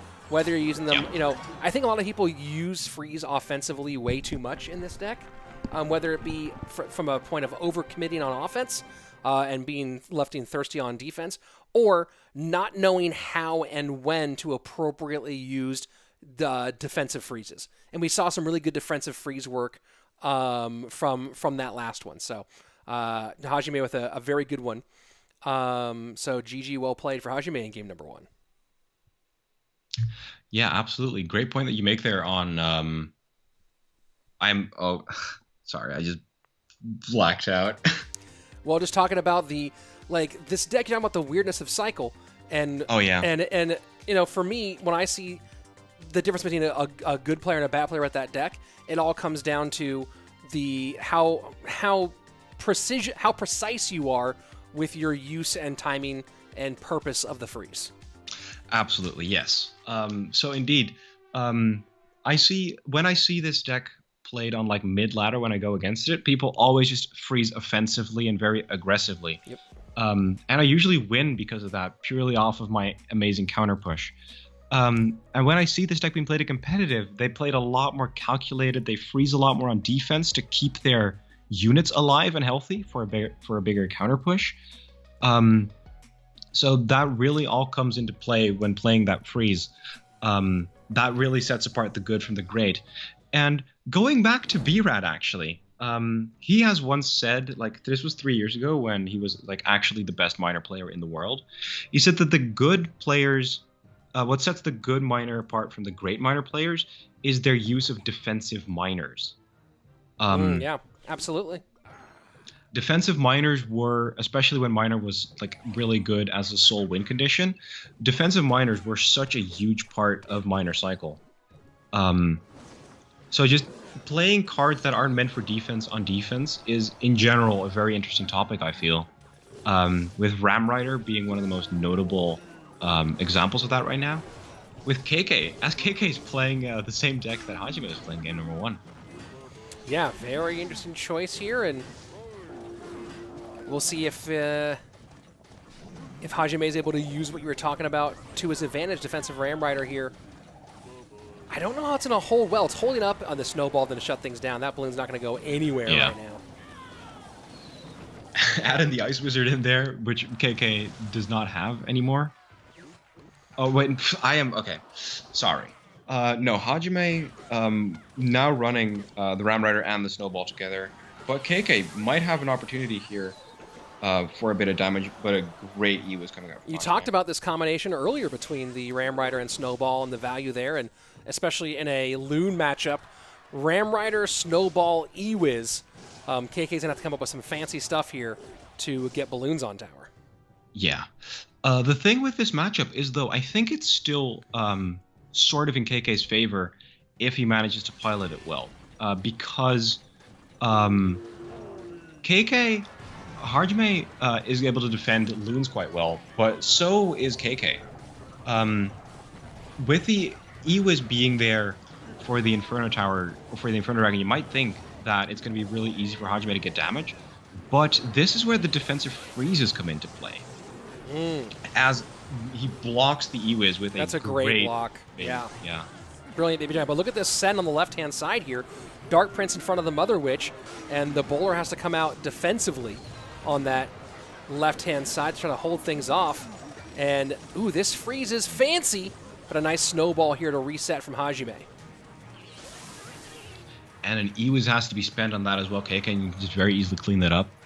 Or activate King Tower even. Yeah, there we go. I was wondering why he was waiting, why he didn't the Barbara or anything, but indeed activating King Tower. So if KK plays his defense patiently, he should be able to defend Hajime's pushes pretty well. And then one big Loon push in Triple Elixir is all it really takes for him to win this. But Hajime, of course, trying to build up P.E.K.K.A pushes and trying to build them big enough that KK cannot kill the E-Wiz easily.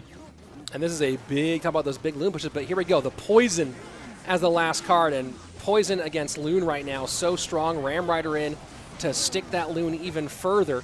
And a Snowball down as well. Yeah, and then P.E.K.K.A does actually get deep in on the left-hand side. So, you know, I mean, you gotta wonder here, was this an expected... I mean, you talk about all the things you're talking about beforehand and the advantage it could give to KK, but, I mean, you're looking here, and there are 4 really strong Loon counters in this deck. Yeah. I was not expecting the Poison to be played here, but that is a big game changer. A Poison on its own can now counter a Loon fully. Yeah, which is crazy. With the slow. As the Eos locks onto the Inferno Dragon as well, keeping that P.E.K.K.A. alive for an eternity. That's a big Ram Rider connection, and the Bandit behind it as well. So pressure in both lanes. Mama P.E.K.K.A. trying to sneak on in here. She will not connect on the right-hand side. Ram Rider trying to work here on the bowler on the left. 533 and 668. Time is running short for that big Loon push here in the final 30. Yeah, Hajime has done a great job of splitting up KK's pushes. And then, like, KK or Hajime, as long as the Loon pushes... Oh, wow. Bandit actually takes the tower. And there you go. As long as the Loon pushes aren't too big, Hajime can very effectively defend with Ram Riders and Snowballs, as we talked about. But as soon as the Loon pushes become too big, it's an issue. But Hajime piloted that beautifully. Yeah, did a great job with it. And you look at that last freeze there, and you talk about using freezes effectively and freezing to just the Princess Tower and not the countering troops in that moment, leaving yourself not enough on defense. And look, you have to make a move there at the end, but leaving nothing on defense and then unable to actually connect, not going to get the job done. So a pretty rough one overall for KK. We should be getting standings here in just a couple of moments, but overall, a very nice performance for Hajime. Absolutely. Like, we've talked a bit about being calculated and not overcommitting on offense. And Hajime always saved his Ram Rider on defense, used his bandits more offensively. And there are the standings.